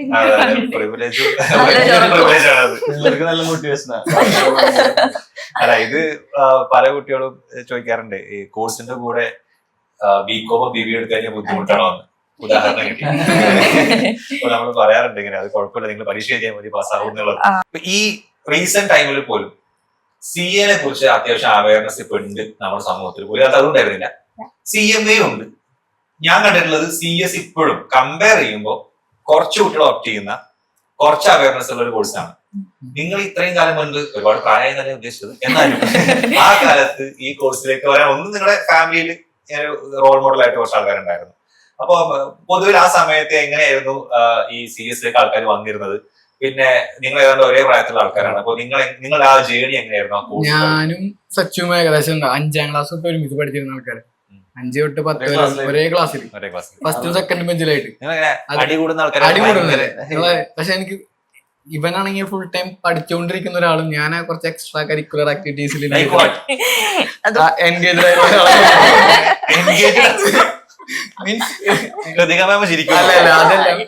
പുള്ളിക്കാരൻ ഞാൻ കളിക്കാനും അങ്ങനെയൊക്കെ പോകും. പക്ഷെ എനിക്ക് ചിലപ്പോ ചില സബ്ജക്റ്റിൽ മാർക്ക് കുറഞ്ഞു കഴിഞ്ഞാൽ ഞാനോട് പറയും പറയരുത്. ഇവനെ ക്ലാസ് തൊട്ട് വീട് വരെ പറയില്ല എന്ന് പറഞ്ഞെടുക്കും. വീട്ടിൽ കയറുന്ന സമയത്ത് തറവാട്ടിലങ്ങൾ ഒരുമിച്ച് നിൽക്കുന്നത്. വല്യമ്മ രാവിലെ ആ സബ്ജക്റ്റിൽ മാർക്ക് കുറവാട്ട അങ്ങനെ പറയും. അതല്ല, പിന്നെ വെച്ചാൽ ഞങ്ങൾ ഒരുമിച്ച് തുടങ്ങി. CS ആണെങ്കിലും എല്ലാം ഒരുമിച്ചാണ്. ശരി, ഞാൻ എക്സാമ്പിൾ പറയുകയാണെങ്കിൽ ശരിക്കും വിക്രമാദിത്യ സിനിമയില് വിക്രമും ആദിത്യം പോലെ ഇവല്ലെങ്കിൽ ഞാനില്ല, ഞാനില്ലെങ്കിൽ വലിയ. അതുകൊണ്ടാണ് ഞങ്ങൾ ഒരുമിച്ച് സ്റ്റാർട്ട് ചെയ്തു. ഇവൻ ഒരു എക്സാം പാസ്സായി കഴിഞ്ഞാൽ ചിലപ്പോൾ ഞാനവിടെ പാസ്സാവാതിരിക്കും. എനിക്കത് കംപ്ലീറ്റ് ചെയ്യാനുള്ള ഒരു എനർജി കിട്ടുക. ചിലപ്പോൾ അടുത്ത സമയത്ത് ഞാനത് കിട്ടുകയാണെങ്കിൽ ഇവന് ചിലപ്പോൾ ആ സബ്ജക്ട് കിട്ടിയിട്ടില്ലെങ്കിൽ ഇവൻ അങ്ങനെ ആയിരിക്കും. ഞങ്ങൾ രണ്ടാളും എപ്പോഴും ഒരു ഹെൽത്തി റിലേഷൻഷിപ്പ് മെയിൻറ്റെയിൻ ചെയ്യുന്ന ഒരാൾക്കാരാണ് എല്ലാ കാര്യത്തിലും. ഇപ്പൊ പ്രൊഫഷണലി എന്തെങ്കിലും ഡൗട്ട് തോന്നുമ്പോൾ എനിക്ക് വല്ല ഡൗട്ട് ആണെങ്കിൽ ഞാൻ സച്ചുവിനോട് വിളിക്കും. സച്ചു, ഇത് ഇങ്ങനെ ഒരു സംഭവം ഉണ്ട്, എന്താ ചെയ്യേണ്ടത്? സച്ചു പറയും. അതുപോലെ അവന് വല്ല പ്രശ്നം വരികയാണെങ്കിൽ അവൻ എന്നെ വിളിച്ച് പറഞ്ഞ പോലെ എനിക്കിത് ഇങ്ങനെ ഒരു സംഭവം വന്നിട്ടുണ്ട്, ഞാൻ എന്ത് ചെയ്യണം? ഞാനവന് പറഞ്ഞു. ഞങ്ങൾ ഭയങ്കര ഒരു ക്ലോസ് റിലേഷൻഷിപ്പ് മെയിൻറ്റെയിൻ ചെയ്യുന്ന, അതുപോലെ ഒരുമിച്ച് ഓടുന്ന 2 മത്സരാർത്ഥികൾ എന്ന് പറയാം. പിന്നെ റിലേഷൻ അങ്ങനെ പറയാൻ പറ്റുള്ളൂ. ഞങ്ങൾ ഒരുമിച്ച് പഠിക്കുന്ന സമയത്ത് ഞാനും ഇവനും കേരള വർമ്മയിലേക്ക് ക്ലാസ്സിന് പോയിക്കൊണ്ടിരിക്കുക. അത് കഴിഞ്ഞിട്ട് ഞങ്ങൾ ചായ കുടിക്കാൻ, പഴംപൊരി കഴിക്കാൻ ഞങ്ങൾ ഉണ്ടായിട്ട് ഒരു കടറാവുമ്പിൽ നിർത്തുക. നാട്ടിലുള്ള ഒരു ചേട്ടൻ ഇങ്ങനെ പോവാ, മക്കളെ നിങ്ങൾ എങ്ങടാ പോകുന്നേ, ക്ലാസ്സിന് പോവാ. നമുക്ക് ശനി ഞായറാണ് ക്ലാസ് അല്ലേ, ശനി ഞായർ. അപ്പൊ ഫൗണ്ടേഷൻ ക്ലാസ് അത് 2009-11 8-9 അപ്പോ ഞങ്ങള് പറയാണ് CS നാണ്. ആള് പറയാണ് കമ്പ്യൂട്ടർ സയൻസ് ആണോ, CS എന്ന് പറഞ്ഞാൽ കമ്പ്യൂട്ടർ സയൻസ് ആണോ ചോദിച്ചു. ഞാൻ പറഞ്ഞാൽ കമ്പനി സെക്രട്ടറി, അവർ കേട്ടിട്ടില്ലേ. പിന്നെ അതുപോലെ എനിക്കൊരു എക്സ്പീരിയൻസ് ഉണ്ടായത്, എന്റെ അമ്മ കോർപ്പറേറ്റീവ് സൊസൈറ്റിയിലെ അമ്മയ്ക്ക് ഒരു കുറി ഉണ്ട്, കുറി അടക്കാനായിട്ട് പോവാണ്. ഞാൻ അമ്മയോടൊപ്പം പോകുമ്പോൾ ഒരാൾ ചോദിക്കുകയാണ് മകൻ എന്താ ചെയ്യുന്നത്, CSE ആണ്. അപ്പൊ എന്താ, കമ്പനി സെക്രട്ടറി. സെക്രട്ടറി ആവാൻ പഠിക്കേണ്ട ആവശ്യം ഉണ്ടാവും, കോർപ്പറേറ്റീവ് സൊസൈറ്റിയിലൊക്കെ സെക്രട്ടറി ആവാൻ പഠിക്കണം. പിന്നെ ഷായദ് സോച്ചിന് ഏറ്റവും വലിയ എക്സാമ്പിൾ എന്താ വെച്ചാൽ മാർക്കറ്റിലുള്ള ഡിമാൻഡിനെ കുറിച്ച് ഞാൻ പറയണം. അതിന് നമ്പർ ഓഫ് മെമ്പേഴ്സ് ആണ് ഇതിന് ഏറ്റവും കൂടുതൽ എക്സാമ്പിൾ. കാരണം നമ്മുടെ ഇൻസ്റ്റിറ്റ്യൂട്ടിലാകെ 74,000 മെമ്പേഴ്സ് ആയിട്ടുള്ളൂ. കേരളത്തിൽ എടുക്കുകയാണെങ്കിൽ ഒരു 2,000 അടുത്ത മാക്സിമം 2,000 മെമ്പേഴ്സ് ഒക്കെ ഉണ്ടാവാൻ ചാൻസ് ഉള്ളൂ. ഈ 74,000 മെമ്പേഴ്സിൽ ഞാനിത് ICSIന്റെ ഒഫീഷ്യൽ അക്കാഡമിയുടെ ഉള്ളിൽ നിന്ന് എടുത്ത ഡാറ്റയാണ് പറയുന്നത്. 74,000 ഇപ്പൊ ഒരു 76 എത്തിണ്ടായിരിക്കും. 77 ഓൺ ഗോയിങ് പോയിക്കൊണ്ടിരിക്കുന്നത്. അപ്പൊ 74 എടുക്കുകയാണെങ്കിൽ അന്ന സമയത്ത് ഒരു 6 മാസം മുമ്പ് എടുത്ത ഡാറ്റയാണ്. 74 എടുത്ത സമയത്തിൽ അതിലൊരു 50,000 മെമ്പേഴ്സ് ആണ് എംപ്ലോയ്മെന്റ് ഉള്ളൂ. ബാലൻസ് ഒരു 24,000 പ്രാക്ടീസിങ് ആണ്. നമുക്ക് ഇത് ക്വാളിഫൈഡ് ആയ 2 ഏരിയയിലേക്ക് തിരിയും, പ്രാക്ടീസിങ് എംപ്ലോയ്മെന്റ്. ഈ 50,000 തന്നെ കമ്പനി സെക്രട്ടറീസ് ആക്ട് വന്നത് കാലഘട്ടം തൊട്ടുള്ള ആൾക്കാരുണ്ട്. ഒരു 23-24 വയസ്സിൽ ആൾ പാസ്സാവണമെങ്കിൽ അവർക്ക് ഇപ്പൊ ഒരു 60-65 വയസ്സായി മുകളിലായിട്ടുണ്ടാവും. കുറെ ആൾക്കാർ നിർത്തിപ്പോയവരുണ്ട്, മരിച്ചുപോയ ആൾക്കാരുണ്ട്. ഡബിൾ ക്വാളിഫിക്കേഷൻ ഉള്ള 20% ആൾക്കാരുണ്ട്. CS-ഉം CMA-യും LLB-യും ഏതോ ഒന്നും ചെയ്യാൻ പറ്റുള്ളൂ. അങ്ങനെയൊക്കെ കുറച്ച് ഒഴിവാക്കി കഴിഞ്ഞാൽ ഒരു 45,000-46,000 മെമ്പേഴ്സ് ആക്റ്റീവ് മെമ്പേഴ്സ് ആണ് ഇന്ത്യൻ മാർക്കറ്റിൽ ഇന്നുള്ളൂ. അതിൽ വളരെ കുറച്ച് പേര് ആൾക്കാർ കേരളത്തിലുള്ളൂ. ഈ കേരളത്തിൽ ഇപ്പോൾ എടുക്കുകയാണെങ്കിൽ ഇപ്പൊ ഞാനൊരു കമ്പനി സെക്രട്ടറി ആണെങ്കിൽ എന്റെ ഫാമിലി, എന്റെ റിലേറ്റീവ്സ്, എന്റെ കസിൻസ്, അങ്ങനെ ഒരു സർക്കിളാണ് അറിയാൻ പോകുന്നത് അല്ലെ. ഇപ്പൊ 2,000 ആൾക്കാരുണ്ടെങ്കിൽ 2,000 ആൾക്കാരുടെ അല്ലെങ്കിൽ ഒരു 5,000 എടുത്തോളൂ, കൂടെ കൂട്ടി പറയാണ് 5,000 ആൾക്കാരുടെ ഫാമിലി, റിലേറ്റീവ്സ്, കസിൻസ് ഒക്കെയാണ് അറിയാൻ പോകുന്നത്. CA എന്ന് പറഞ്ഞ കോഴ്സിൽ ഏകദേശം 2.5 ലക്ഷം മെമ്പേഴ്സ് ഉണ്ട് മാർക്കറ്റിൽ ഇപ്പൊ തന്നെ. CMA ഏകദേശം അതുപോലെ തന്നെയാണ്. ആ ഒരു ഡിഫറൻസ് ആണ് ഇവിടെ കാണുന്നത്. അല്ലാതെ കോഴ്സിന് ഡിമാൻഡ് ഇല്ലാത്തതുകൊണ്ട് ആൾക്കാർക്ക് അറിയില്ല എന്നുള്ള സംഭവമാണ്. എന്റെ ഒരു അഭിപ്രായത്തിൽ എല്ലാവരും സഞ്ചരിച്ച വഴി കൂടെ സഞ്ചരിക്കണം എന്നല്ല പറയുന്നത്. കുറച്ച് മാറി നടന്നു കഴിഞ്ഞാൽ ചിലപ്പോൾ നമുക്ക് കിട്ടാൻ പോകുന്ന റിസൾട്ട് വളരെ വലുതായിരിക്കും. ഞാനിപ്പോ പറയാണ്, എനിക്കൊക്കെ ഇന്റർവ്യൂവിന്റെ സമയത്തൊക്കെ ഞാൻ ഇതുവരെ ഇന്റർവ്യൂ പാനലിൽ ഒരു ടൈറ്റ് ഇന്റർവ്യൂവിനെ ഫേസ് ചെയ്യേണ്ട സിറ്റുവേഷൻ ജീവിതത്തിൽ ഇതുവരെ വന്നിട്ടില്ല. ജസ്റ്റ് ചെല്ലുമ്പോൾ ചോദിക്കും കമ്പനി സെക്രട്ടറി ക്വാളിഫൈഡ് ആണോ, ആ ക്വാളിഫൈഡ് ആണ്. നമ്മുടെ ഡോക്യുമെന്റ് വെരിഫിക്കേഷൻ അവർ നടത്തും. അത് കഴിഞ്ഞ് അവർ നമ്മുടെ എക്സ്പീരിയൻസ് നോക്കും, എവിടെയാണ് വർക്ക് ചെയ്തിരുന്നത്, എന്താ ചെയ്തത്. പിന്നെ അവർ ബാർഗെയിൻ ചെയ്യാനിരിക്കുന്നത് നമ്മളുടെ സാലറിയിലാണ്. നമ്മൾ പറയുന്നതിൽ നമുക്ക് നമ്മുടെ സാലറി നമുക്ക് പറയാം. ആ ഒരു ഇതാണ് ഞാനും ഫേസ് ചെയ്തത്. സച്ചും ചിലപ്പോൾ അതുപോലെ തന്നെ ഫേസ് ചെയ്തിട്ടുണ്ടാവുള്ളൂ. അതെ, അതിന്റെ അപ്പുറത്തേക്ക് നമ്മൾ ഭയങ്കര കോമ്പറ്റായിട്ട്, അതായത് സ്ട്രെസ് ഇന്റർവ്യൂ, അങ്ങനെ 3 ഷെഡ്യൂളുകളായിട്ട് ഇന്റർവ്യൂ അങ്ങനെ ഫേസ് ചെയ്തിട്ടില്ലേ. ഇതുവരെ ചെയ്തിട്ടില്ലേ, എന്റെ ലൈഫിൽ ചെയ്തിട്ടില്ല. CS പഠിക്കുന്ന സമയത്ത് തന്നെ കഴിഞ്ഞിട്ട് ആ ക്വാളിഫിക്കേഷൻ കംപ്ലീറ്റ് ആയി നമുക്ക് ജോലി ഉറപ്പാണ്. എല്ലാരും നോക്കുന്നത് ജോലിയാണ്. ജോലി എന്ന് പറഞ്ഞാൽ നമ്മളെ നാട്ടിൽ നല്ല സാലറി കിട്ടുകയാണെങ്കിൽ നമ്മൾ പുറത്ത് ഒരുപാട് ഒരു 3-4 ലക്ഷം ഉണ്ടാക്കുന്നത് ഇവിടെ ഒരു 1.5-2 ലക്ഷം ഉണ്ടാക്കാൻ പറ്റുകയാണെങ്കിൽ വളരെ നല്ലത് ഇവിടെ ഉണ്ടാക്കാൻ പറ്റുന്നതാണ് ഞാൻ പറയും. ഇതിപ്പോ പ്രാക്ടീസിങ് ആണല്ലോ, ആ മേഖലയിലേക്ക് പോകുമ്പോൾ അതായത് കുറെ പേർക്ക് ഡിഫറൻസ് അറിയാം. എംപ്ലോയ്മെന്റ് എന്ന് പറയുമ്പോൾ നമ്മളൊരു കമ്പനിയുടെ പാർട്ടായിട്ട് നിൽക്കുന്നു, മന്ത്ലി നമുക്ക് സാലറി വരുന്നു. പ്രാക്ടീസ് എന്ന് പറയുമ്പോൾ നമ്മൾ സ്വന്തമായിട്ടൊരു ഉത്തരവാദിത്വം കൂടെയാണ് അവിടെ. അപ്പൊ ഈ പ്രാക്ടീസിലേക്ക് തിരിയുമ്പോൾ അതിന്റെ റെസ്പോൺസിബിലിറ്റി എത്രമാത്രമാണ്, അതിന്റെ ഒരു എന്താ പറയുക ഗ്രോത്ത് ഓപ്പർച്യൂണിറ്റി എങ്ങനെയാണ്? പ്രാക്ടീസിനെ കുറിച്ചൊന്ന് പറഞ്ഞു. പ്രാക്ടീസ് ഏരിയ പ്രാക്ടീസ് എന്ന് പറഞ്ഞാൽ ബേസിക്കലി നമ്മൾ നമ്മുടെ ഫേം റൺ ചെയ്ത് ക്ലയൻസിനെ നമ്മൾ കണ്ടുപിടിച്ചിട്ട് അവർക്ക് കൺസൾട്ടേഷൻ ആയിട്ടും അവർ ഫോം ഫയലിംഗ് കാര്യങ്ങൾ ചെയ്യുന്നതാണ്. പ്രാക്ടീസിംഗ് ഒരു ബുദ്ധിമുട്ട് എന്ന് പറഞ്ഞു കഴിഞ്ഞാൽ നമ്മൾ എസ്റ്റാബ്ലിഷ് ചെയ്യാനുള്ള ഒരു പീരീഡ് എടുക്കും. ആ ഒരു പീരീഡിൽ നമ്മൾ സർവൈവ് ചെയ്യണം, നമ്മൾ എക്സ്പ്ലോർ ചെയ്യണം, നമ്മൾ നല്ല ക്ലയന്റ് ബേസ് കണ്ടുപിടിക്കണം. അത് പിന്നെ നമ്മൾ എങ്ങനെ ക്ലയൻസിനെ ട്രീറ്റ് ചെയ്യുന്നു, എങ്ങനെ അവര് കൺസിഡർ ചെയ്യണം എന്നുള്ളത് വളരെ ഇമ്പോർട്ടന്റ് ആണ്. അപ്പൊ നമ്മളങ്ങനെ നല്ല രീതിയിലാണ് ബിഹേവ് ചെയ്യുന്നത്, നല്ല രീതിയിൽ അവർ ഡയറക്ട് ചെയ്യുന്നുണ്ട്. അങ്ങനെ ചെയ്ത് കഴിഞ്ഞാൽ നമുക്ക് ക്ലയന്റ് ബേസ് ഒരു ഓർഗാനിക് ആയിട്ട് അത് കയറി തന്നെ വരും. അവിടുത്തെ ഒരു എന്താ പറയാ ആ ഒരു സ്റ്റാർട്ടിങ് പീരീഡിൽ ചില സമയങ്ങളിൽ ഒരു സ്ട്രഗ്ലിംഗ് വരും. അതെല്ലാ പ്രൊഫഷനും നമ്മളിപ്പോ ഒരു പെട്ടെന്നൊരു ഇന്നൊരു ഫേം സ്റ്റാർട്ട് ചെയ്താൽ നാളെ തന്നെ ഒരു 10 ക്ലയന്റ് വേണം പറയാൻ പറ്റില്ല. കാരണം ഓൾറെഡി എല്ലാ ക്ലയൻസും പല ഫേംസിലായിട്ട് കമ്മിറ്റഡ് ആയിരിക്കും. പിന്നെ വരുന്നത് പുതിയ ഇൻവെസ്റ്റേഴ്സ് അല്ലെങ്കിൽ പുതിയ സ്റ്റാർട്ടപ്പുകൾ തുടങ്ങാനുള്ള ആൾക്കാരായിരിക്കും. അപ്പൊ അവര് വന്നാൽ തന്നെ ഇപ്പോഴത്തെ ആൾക്കാരിൽ കണ്ടത് അവർ ഒരുപാട് നെറ്റിലൊക്കെ റിസർച്ച് ചെയ്ത് ഒരുപാട് നോളജ് ആയിട്ടായിരിക്കും വരിക. അത് കംപ്ലീറ്റ് നോളജ് അല്ല, ഫാസ്റ്റ് നോളജ് ആയിരിക്കും. അപ്പൊ അവർക്ക് ഒരുപാട് സംശയങ്ങളായിരിക്കും. ഇപ്പൊ കഴിഞ്ഞൊരു കൊല്ലം തന്നെ 10-20 കമ്പനി ഇൻകോർപ്പറേറ്റ് ചെയ്യുമ്പോൾ ഇതിലെ കൂടുതൽ IT കമ്പനീസ് ആണ് വരിക. IT പഠിച്ച പിള്ളേർ, ബിടെക് കഴിഞ്ഞ ആൾക്കാർ, സോഫ്റ്റ്വെയർ ഡെവലപ്പ് ചെയ്യുക, നെറ്റ് എന്നൊക്കെ പറഞ്ഞാൽ വരിക. ഇവരൊക്കെ പല കാര്യങ്ങളും നോക്കി സൈറ്റുകളിൽ കയറി അവർക്ക് കംപ്ലീറ്റ് നോളജ് ഉണ്ടാവില്ല. അപ്പൊ അവര് നമ്മളൊരു കാര്യം പറഞ്ഞാലും അതിനെ കവർ ചെയ്തിട്ട് ഞങ്ങൾ ഇങ്ങനെ വായിച്ചു കണ്ടു. അപ്പൊ അവരെ കൺവിൻസ് ചെയ്യുക, അവരെ നമ്മുടെ ട്രാക്കിലേക്ക് കൊണ്ടുവരിക എന്നുള്ളത് കുറച്ച് ചലഞ്ചിങ് ആണ്. പക്ഷെ ഞാൻ ആദ്യം പറഞ്ഞ പോലെ ഇവരൊക്കെ ഒരു ട്രാക്കിലാക്കി കഴിഞ്ഞാൽ പിന്നെ അവർ നമ്മളെ റെഗുലർലി ശരിക്കും എനിക്കിപ്പോ കുറച്ചുകൂടി ഫീൽ ചെയ്ത് ഞാനിപ്പോ എല്ലാവരും 100 ക്ലയൻസ് ഉണ്ടെങ്കിൽ 100 ക്ലയൻസിന്റെയും ബിസിനസിന്റെ ഒരു ഭാഗമാണ് നമ്മൾ. അവര് ഈവൻ ബോർഡ് മീറ്റിംഗ് നടക്കുന്നതിനേക്കാളും മുമ്പാണെങ്കിലും AG നടക്കുന്നതിനേക്കാളും മുമ്പാണെങ്കിലും ഇമ്പോർട്ടന്റ് ആയിട്ടുള്ള ഒരു ഡിസിഷൻ ഇംപ്ലിമെന്റ് ചെയ്യുന്നതിനേക്കാളും മുമ്പ് നമ്മൾ വിളിച്ചു നോക്കും. നമ്മളെങ്ങനെ ചെയ്യുന്നുണ്ട്, ഇതിനെന്തെങ്കിലും ഫൈലിങ്സ് വരുന്നുണ്ടോ, അല്ലെങ്കിൽ ഇതിനെന്തെങ്കിലും ഇമ്പാക്ട് വരുന്നുണ്ടോ, എന്തെങ്കിലും ഗവൺമെന്റിലേക്ക് അറിയിക്കുക, എന്തെങ്കിലും വേണമെന്ന് ചോദിക്കും. അപ്പൊ ഇതിൽ പ്രശ്നം എന്താ വെച്ചാല് നമ്മൾ 24/7 ഇപ്പൊ അവൈലബിൾ ആണ്. അപ്പൊ എംപ്ലോയ്മെന്റിലായിരുന്നപ്പോഴേ കുറച്ച് ടൈറ്റ് ആയിരുന്നു, കാരണം കുറെ മൾട്ടിപ്പിൾ ഡിപ്പാർട്ട്മെന്റ്സ് ഉണ്ടായിരുന്നു, അപ്പൊ ഹാൻഡ്ലിംഗ് ഉണ്ടായിരുന്നു. അപ്പൊ അതിനൊന്നും കൂടി റിലാക്സ് ആയിട്ടാണല്ലോ കംപ്ലീറ്റ് ആയിട്ട്. ഇപ്പൊ നൈറ്റ് വിളിക്കുന്ന ആൾക്കാരൊക്കെ ഉണ്ട്, ഇപ്പൊ NRIs ഒക്കെ ഉണ്ട്. അവര് കമ്പനി അവര് വിളിച്ചിട്ട് 2 മണിക്ക് വിളിച്ചു നോക്കിയാ ഉറങ്ങിയോ, 2 മണിക്കാണ് വിളിക്കുന്നത്. 24/7 അല്ലേ നമ്മള് engaged ആയിരിക്കണം. കാരണം പക്ഷെ ഇവിടെ ഇൻകത്തിന്റെ കേസ് ഇവിടെ ഫിക്സഡ് എമൗണ്ട് സാലറി വരുന്നു. CTC ഒക്കെ നമുക്ക് ആ ഒരു ഞാനിപ്പോ കിട്ടും. പ്രാക്ടീസിംഗില് ഞാനൊരു 2020 ഞാൻ കഴിഞ്ഞ സെപ്റ്റംബറിലാണ് ഗവൺമെന്റ് കമ്പനിയിൽ കയറുന്നത്. അതിന് മുമ്പ് 2024 ചെമ്മണ്ണൂര് കയറുന്നത് തോന്നുന്നുണ്ട്. അതിന് മുമ്പ് വരെ ഞാൻ പ്രാക്ടീസിംഗിൽ തന്നെയായിരുന്നു. അതായത് ഞാനിപ്പോ കുറെ വലിയ കമ്പനികളെ ലീഡ് ചെയ്തിട്ടുണ്ട്. കേരളത്തിൽ തന്നെ നല്ല വലിയ കമ്പനികൾ, അതായത് മലബാറിൽ ബേസ് ചെയ്തിട്ടുള്ള വലിയ, അതായത് ജൈന്റ് കമ്പനികളെ ലീഡ് ചെയ്തിട്ടുണ്ട്. ആ സമയത്ത് നമ്മളെ ക്ലയന്റ് മുഴുവൻ സച്ച് പറഞ്ഞ പോലെ തന്നെ പുറത്തായിരുന്നു. അതായത് ഖത്തർ, ഒമാൻ, റിയാൽ, സൗദി, ഇവിടെ നിന്നൊക്കെ ഉള്ള ആൾക്കാർ രാത്രിയാണ് നമുക്ക് ടീം മീറ്റിംഗ് ഒക്കെ വിളിക്കുക. പക്ഷെ എനിക്ക് മനസ്സിലായ സംഭവം, നമുക്ക് ഇൻകം ജനറേഷൻ ആകെയുള്ള ഒരു പ്രശ്നം 24/7 നമ്മൾ അവർക്ക് വേണ്ടി അവൈലബിൾ ആയിരിക്കണം.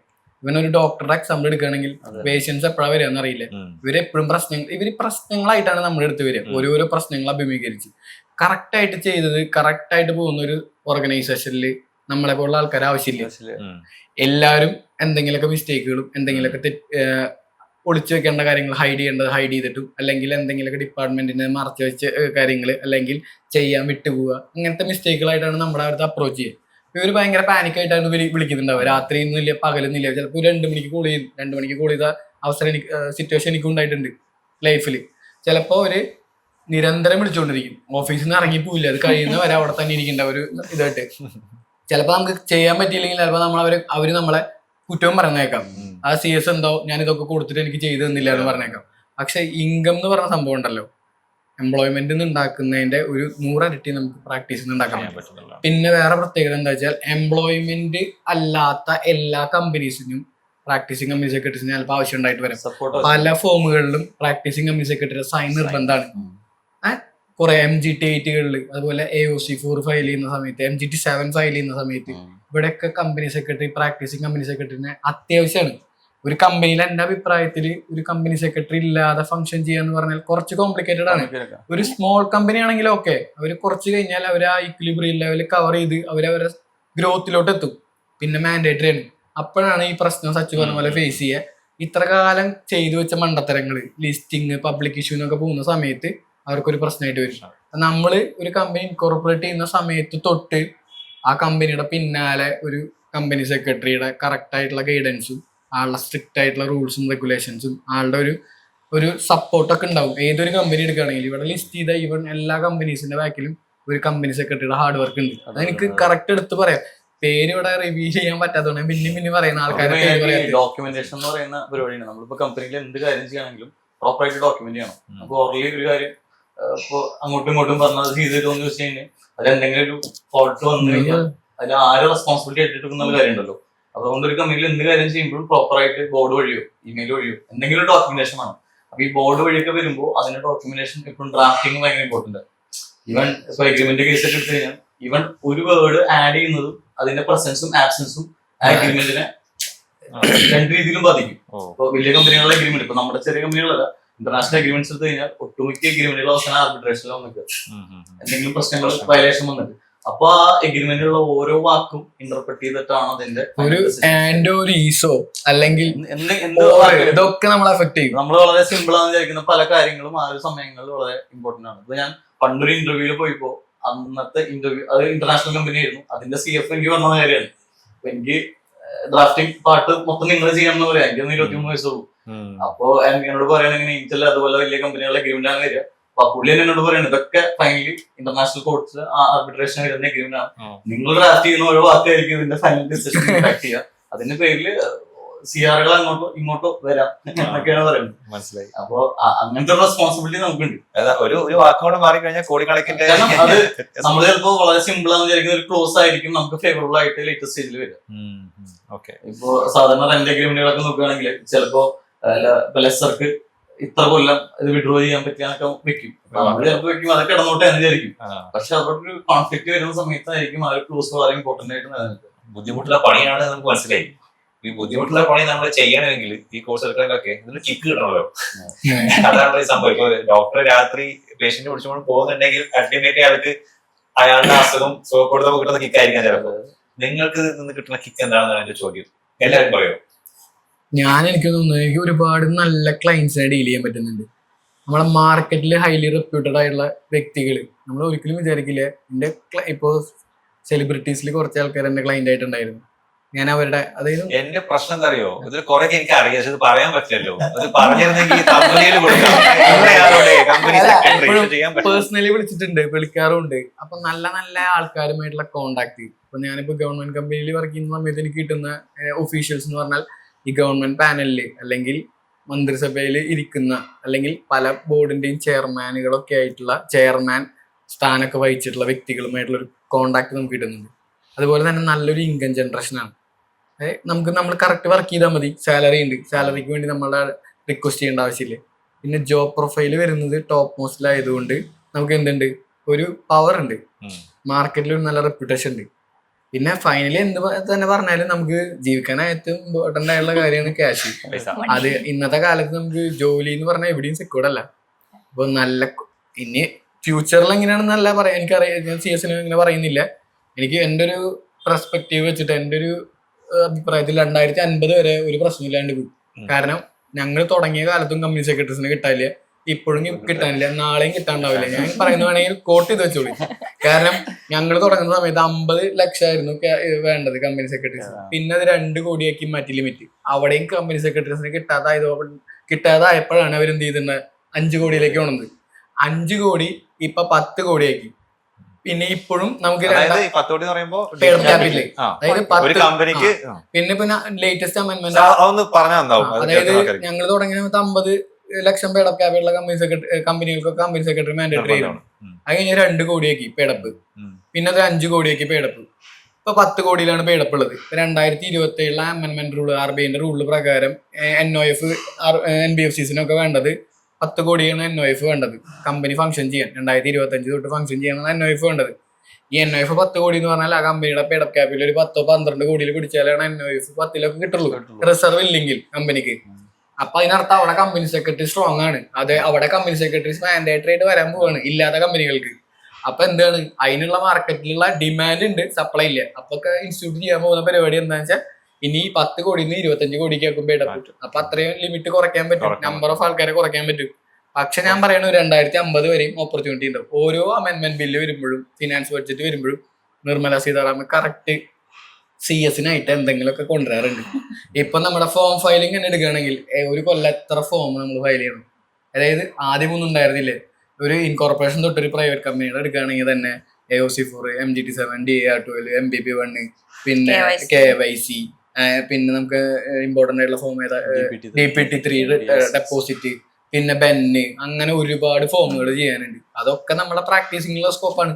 അപ്പൊ പണി പോവില്ല 100% ഒരിക്കലും ഇല്ല. അങ്ങനെ അല്ല ഇതിൽ കിക്കിന്റെ കാര്യം പറയുമ്പോ ഇതൊരു പ്രോബ്ലം സോൾവിംഗ് എന്നുള്ള ഒരു സംഭവം ഉണ്ട് ഇതില്. നമ്മളിപ്പോ പ്രാക്ടീസ് ചെയ്യുമ്പോൾ നമുക്ക് ഡെയിലി ഇപ്പൊ ഇന്ന് തന്നെ ചിലപ്പോ ഇനി 10-12 ആൾക്കാരെ വിളിക്കും. വിളിക്കുന്ന 12 ആൾക്കാർ മാനേജിംഗ് ഡയറക്ടറോ കമ്പനി സെക്രട്ടറി ആ ഒരു കീ മാനേജർ പൊസിഷനിലാണ്. ഇവരെന്തെങ്കിലും പ്രശ്നം കൊണ്ടായിരിക്കും നമ്മുടെ അടുത്ത് വരിക. അല്ലാതെ നമ്മൾ വളരെ സിമ്പിൾ ആയിട്ട് ഒരു കാര്യം തന്നെ വിളിക്കുന്നത് ഇങ്ങനെ ഒരു ഇഷ്യൂ ഉണ്ട്, ഇതെങ്ങനെ ടാക്കിൾ ചെയ്യാം, അല്ലെങ്കിൽ ഇതെങ്ങനെ ഓവർകം ചെയ്യാം, ഇതെങ്ങനെ അല്ലെങ്കിൽ കംപ്ലൈന്റ് ഫോർമാറ്റിൽ ആക്കാം എന്നുള്ളതാണ്. അപ്പൊ ഒരു പക്ഷെ നമുക്കത് അറിയണ്ടാവില്ല. നമുക്കറിയില്ല എന്ന് വെച്ച് കഴിഞ്ഞാൽ അതൊരു എക്സ്ട്രാ ഓർഡിനറി കേസ് ആയിരിക്കും, നോർമലി വരുന്ന സംഭവമില്ല. കാരണം നോർമലി വരുന്ന കേസ് ആണെങ്കിൽ അവർക്ക് ഹാൻഡിൽ ചെയ്യാനുള്ളതാണ്. അപ്പൊ പിന്നെ നമ്മൾ അതിന് പിന്നാലെ ആ ഒരു മൊമെന്റ് തൊട്ടിട്ട് നമ്മൾ പിന്നെ ഇതിന്റെ ഉള്ളിലേക്ക് ഇന്നായ നല്ല സുഖം എന്ന് പറയും. അത് നമ്മൾ ആക്ട് തുറന്ന് ആ കാര്യങ്ങൾ നോക്കി പിന്നെ കുറച്ച് കേസസ് നോക്കും. അത് കുറച്ച് ടെൻഷൻ ആയിരിക്കുന്ന സമയത്ത് പക്ഷെ ഈ ടെൻഷനൊക്കെ നമ്മൾ ആ ഫൈനൽ ഔട്ട്പുട്ട് കിട്ടുമല്ലോ. നമുക്കൊരു സംഭവം കിട്ടിയിട്ട് നമ്മളത് ഇതാണ് സംഭവം, നിങ്ങൾ എങ്ങനെ ചെയ്താൽ മതി എന്ന് പറഞ്ഞിട്ട് അവര് ഹാപ്പി, നമ്മൾ നമുക്ക് തോന്നും. നമ്മള് ചിലപ്പോ കുറെ ആൾക്കാരൊക്കെ വിളിക്കും, CS-നെ രാഹുലിനെ ആണെങ്കിലും ബാക്കി എല്ലാ വില്ലേജിനെ എല്ലാവരും വിളിക്കും. അപ്പൊ എല്ലാവരും ഒപ്പീനിയൻ എടുത്തിട്ടായിരിക്കും ഒരു ഫൈനൽ ഔട്ട്പുട്ടിൽ എത്തുക.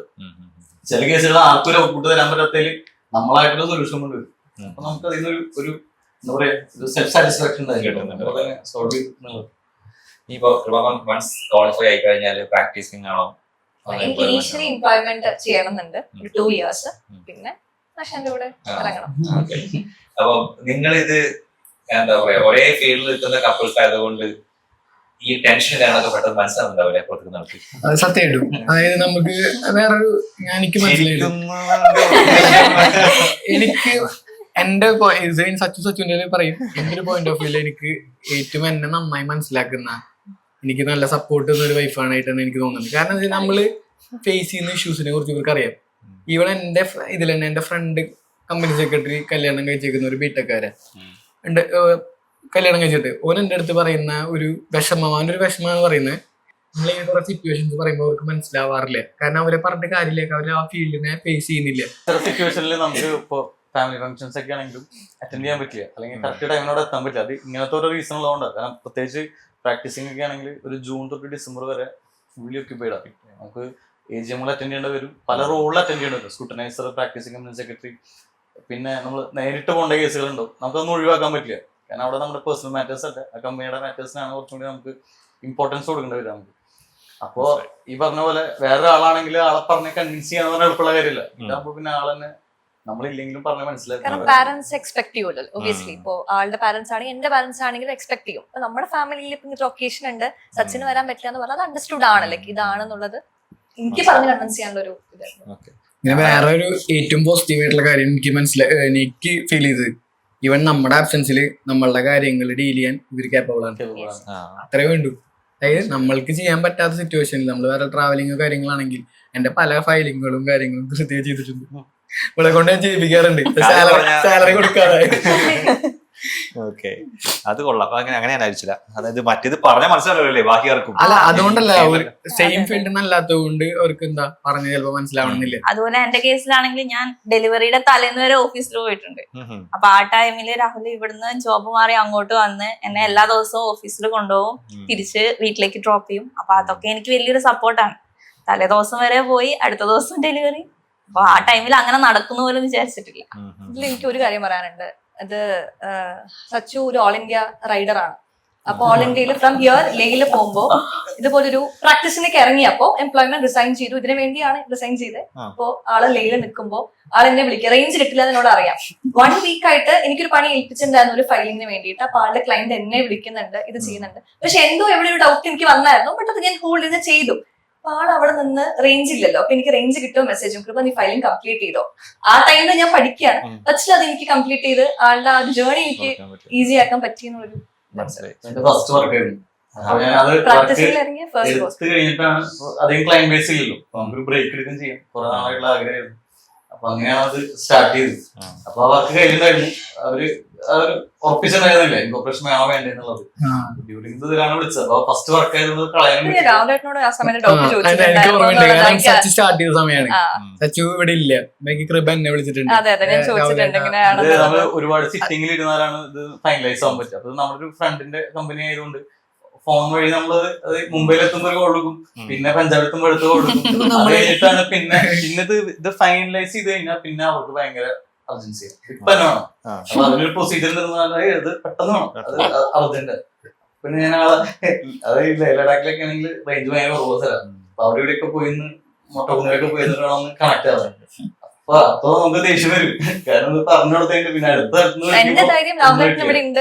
എനിക്ക് എന്തെങ്കിലും ഇവിടെ കണക്ട് ചെയ്യാന്നുള്ളതിലാണ്. പിന്നെ നമുക്കുണ്ടല്ലോ ഇവന്റെ വർക്ക് ഒന്നുമില്ല, അത് എന്റെയും കൂടി വർക്ക് പോലെ എനിക്ക് ഫീൽ ചെയ്യാറ്. ഞാൻ അപ്പൊ തന്നെ കൃപേനെ സപ്പോർട്ട് ചെയ്തിട്ട് ചെയ്യേണ്ട കാര്യങ്ങളൊക്കെ ചെയ്യേണ്ടത്. അതായത് സംഭവം എന്ന് വെച്ചാൽ നമ്മൾ കുറച്ചും കൂടി ഈ പ്രൊഫഷൻ പാസ്സായി കഴിഞ്ഞാൽ കുറച്ചും കൂടി എന്താ ഫാമിലി വൈസ് കുറച്ചും കൂടി അറ്റാച്ച്ഡ് ആവും. സച്ചു ആണെങ്കിലും ഞാനാണെങ്കിലും ഇപ്പൊ കൃപയാണെങ്കിലും എല്ലാവരാണെങ്കിലും ഇപ്പൊ നമ്മള് സെയിം കാര്യം തന്നെ ചെയ്യുന്നത്. അവിടെ ഒരു കോമ്പറ്റീഷൻ നമുക്ക് ഫീൽ ചെയ്യാറില്ല. അതായത് പുള്ളി വല്ല ഡൗട്ട് ഉണ്ടെങ്കിൽ അവൻ എന്തെങ്കിലും ചെയ്യേണ്ട കാര്യങ്ങൾ അവൻ കൈവെക്കാത്ത ഏരിയ ആണെങ്കിൽ ചിലപ്പോൾ എന്നെ വിളിക്കാറുണ്ട്. അതുപോലെ ഞാനിപ്പോ എംപ്ലോയ്മെന്റിൽ ഇവന്റെ അത്ര എക്സ്പീരിയൻസ് എനിക്കില്ല. അതുപോലെ പ്രാക്ടീസിംഗിൽ ഇവൻ തുടങ്ങുന്ന സമയത്ത് എന്റെ അത്ര എക്സ്പീരിയൻസ് ഇവൻ ഉണ്ടായിരുന്നില്ലേ. അപ്പൊ അവനാണ് എന്നോട് ചോദിക്കാറ്. അതുപോലെ എംപ്ലോയ്മെന്റ് റിലേറ്റഡ് കാര്യങ്ങൾ വരുന്ന സമയത്ത് ഞാൻ അവനെ വിളിക്കാറുണ്ട്, സച്ചു ഇങ്ങനെ ഒരു സംഭവം ഉണ്ട്, നിന്റെ ഒരു എക്സ്പീരിയൻസിൽ എന്താണ്. കാരണം ഇവന് ആ എംപ്ലോയ്മെന്റ് ഫീൽഡിൽ ഒരുപാട് എന്നേക്കാൾ കൂടുതൽ എക്സ്പീരിയൻസ് സച്ചുവിനുണ്ട്. അപ്പൊ നമ്മളൊക്കെ അങ്ങോട്ട് ഷെയർ ചെയ്ത് അങ്ങനെ ചെയ്യുന്നൊരു ഇതാണ്. അപ്പൊ ഇനിയും നിങ്ങളൊരു 6 മാസം അല്ലെങ്കിൽ 1 കൊല്ലം കഴിഞ്ഞ് വരികയാണെങ്കിൽ ഉറപ്പായിട്ട് ഞാൻ പറയാം മെമ്പേഴ്സിന് എണ്ണം കൂടിയിരിക്കും കൂടെ. സോഫ കൂടാതെ ഇനി വരാൻ നിൽക്കുന്ന ആൾക്കാരും ക്വാളിഫൈഡ് ആണ്. പലരും അടുത്തൊരു പ്രൊഫഷൻ ഫൈനൽ സ്റ്റേജിൽ എത്തി നിൽക്കുന്ന സമയമാണ്. ഓക്കെ, അപ്പൊ ഒരു റെക്കോർഡ് സൃഷ്ടിക്കുന്നു. റെക്കോർഡ് സൃഷ്ടിക്കാനല്ല, എന്തോ എവിടെന്നോ സ്റ്റാർട്ട് ചെയ്തു. മറ്റേ എന്താ എന്താ റിയാക്ഷൻ പോലെ പോയിക്കൊണ്ടിരിക്കുക. ഇതില് നിങ്ങളുടെ ഒരു പല കുട്ടികൾ ചോദിക്കുന്ന അടുത്ത ഡൗട്ടാണ്. അതായത് വൺസ് CA CMA CS ഇതിലൊക്കെ വന്നു കഴിഞ്ഞാൽ കുറെ ബിസി ആയിരിക്കും ഷെഡ്യൂൾ. നിങ്ങളിപ്പോ പറഞ്ഞ കാര്യങ്ങളൊക്കെ ടൈറ്റ് ആയിരിക്കും. അപ്പൊ ഇതിനിടക്കും ഈ എക്സ്ട്രാ കരിക്കുലർ ആക്ടിവിറ്റീസ് എന്നൊക്കെ പറഞ്ഞ പോലെ നിങ്ങളുടെ ഒരു പാഷൻ ഇപ്പൊ ട്രിപ്പ് പോകുന്നുള്ളതിന് ഇപ്പൊ അറിഞ്ഞത് ഇവിടെ വന്നപ്പോഴാണ് വലിയ ട്രോഫിയൊക്കെ കണ്ടത്. സാറ് ഫുട്ബോൾ കളിക്കാൻ ഞാൻ ഇതുവരെ വിചാരിച്ചു. ഫുട്ബോളാണ് കളിക്കാറുണ്ടായിരുന്നത്. അല്ല ഞാൻ ചോദിക്കുന്നത് ഈ പ്രൊഫഷന്റെ ഇടയ്ക്ക് അപ്പൊ നിങ്ങൾ ഇതൊക്കെ മാനേജ് ചെയ്യാൻ പറ്റും എന്നുള്ളത് തന്നെയാണ്. പറ്റും. ഞാൻ ക്രിക്കറ്റ് ഞാനിപ്പോ ലാസ്റ്റ് 5 കൊല്ലമായിട്ട് ടൂർണമെന്റ് കളിക്കാൻ പോകുന്നുണ്ട്. കളിക്കാൻ പോകുന്ന ടൂർണമെന്റിലൊക്കെ കപ്പും കിട്ടാറുണ്ട്. അത് ഇതുവരെ തോൽക്കേണ്ട അവസ്ഥ വന്നു. ഒന്നില്ല റണ്ണേഴ്സപ്പ് എങ്കിലും ആവാറുണ്ട്. അതുപോലെ തന്നെ ഞാൻ നന്നായി വരയ്ക്കായിരുന്നു. ആൾക്കാരെ ചിത്രമൊക്കെ വരയ്ക്കായിരുന്നു. ഈ സച്ചു വരയ്ക്കും കേട്ടോ, ഇല്ലെന്നല്ല പറയുന്നത്. അതെനിക്ക് ചെയ്യാൻ പറ്റാറുണ്ട്. എനിക്ക് ഇഷ്ടമുള്ള കാര്യങ്ങളൊക്കെ ചെയ്യാൻ പറ്റുന്നുണ്ട്. അതിനായിട്ട് സമയം കണ്ടെത്താനും പറ്റുന്നുണ്ട്. ഇപ്പൊ പ്രാക്ടീസിങ് ആണെങ്കിൽ നമ്മളുടെ സമയം നമ്മളാ ഡിസൈഡ് ചെയ്യും അല്ലെ. നമ്മള് കൊടുക്കുന്ന ടൈം അനുസരിച്ച് എംപ്ലോയ്മെന്റിൽ പോകുമ്പോഴാണ് നമുക്ക് ഒരു കമ്പനിയെ ഡിപ്പെൻഡ് ചെയ്ത് അവരെ ഡിപ്പെൻഡ് ചെയ്ത് നമ്മൾ സമയം മാറ്റേണ്ടി വരിക. പ്രാക്ടീസിങ് കുറച്ചും കൂടി സൗകര്യമാണ്. നമുക്ക് വർക്ക് ചെയ്യാനും സൗകര്യമാണ്, ഇൻഡിപെൻഡന്റ്ലി വർക്ക് ചെയ്യാം, ഇൻകം ജനറേഷനും സൗകര്യമാണ്. അതുപോലെ തന്നെ നമുക്ക് നമ്മളുടെ ഫാമിലി ലൈഫ് എൻജോയ് ചെയ്യാൻ പറ്റും. കൺവീനിയൻസ് ഉണ്ടോ? നിങ്ങളുടെ റൈഡിങ് സംഭവം ഒന്ന് പറയാം. എവിടെയൊക്കെ പോയിട്ടുണ്ട്, എങ്ങനെയാണ്? ഇവിടുന്ന് കേരള ടു ലഡാക്ക്, പിന്നെ അവിടുന്ന് തിരിച്ച് കേരളം വരെ സോളോ. അല്ലല്ല, ഞാൻ എന്റെ ഫ്രണ്ടും കൂടി അന്ന് കേൾക്കുമോ എനിക്ക് അറിയില്ല, പ്ലാൻ ചെയ്തിട്ടുണ്ടായിരുന്നു. അപ്പൊ ഞാനതിങ്ങനെ പ്രാക്ടീസിങ് ആലോചിക്കുന്ന സമയത്താണ് ഭയങ്കരമായിട്ട് കല്യാണം ഒരു കൊല്ലായിട്ടുണ്ടാവും, അതുകൂടി പറയണം. അപ്പൊ പിന്നെ പെട്ടെന്നൊരു തോട്ടിന്റെ പ്രോസസ്സ് ഞാൻ എടുത്തു. നമുക്ക് ഒരു 1 month ഒന്നും ഉണ്ടായില്ല വീട്ടില്.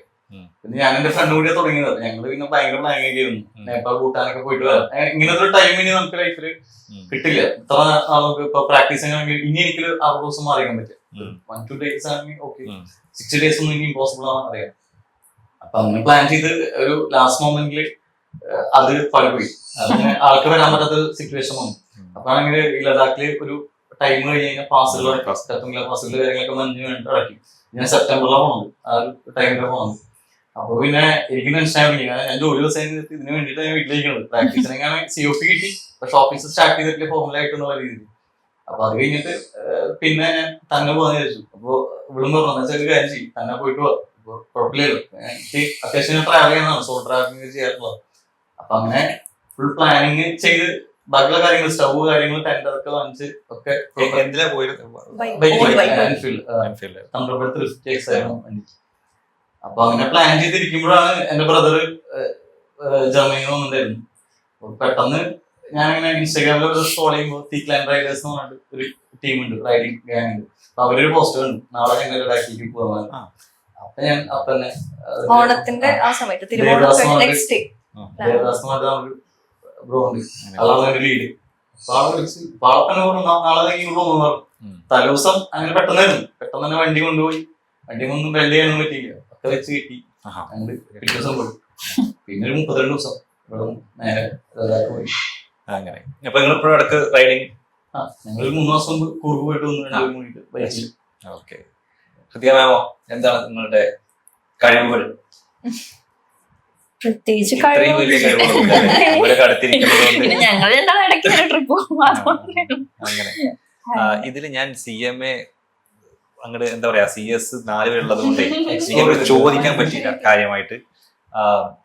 പ്രൊഫഷണലിൽ കയറിയ ശേഷം CMAന്റെ ഒരു എങ്ങനെയാണ് CM എന്നുള്ള നിങ്ങളുടെ ഇപ്പോഴത്തെ റോള് എങ്ങനെയാണ്, എത്രമാത്രം പ്രൊഫഷണലി ഗ്രോത്ത് ഉള്ളൊരു ഏരിയ ആണെന്ന് എങ്ങനെ പറയാൻ പറ്റും ഫ്രം സെൽഫ് എക്സ്പീരിയൻസ്?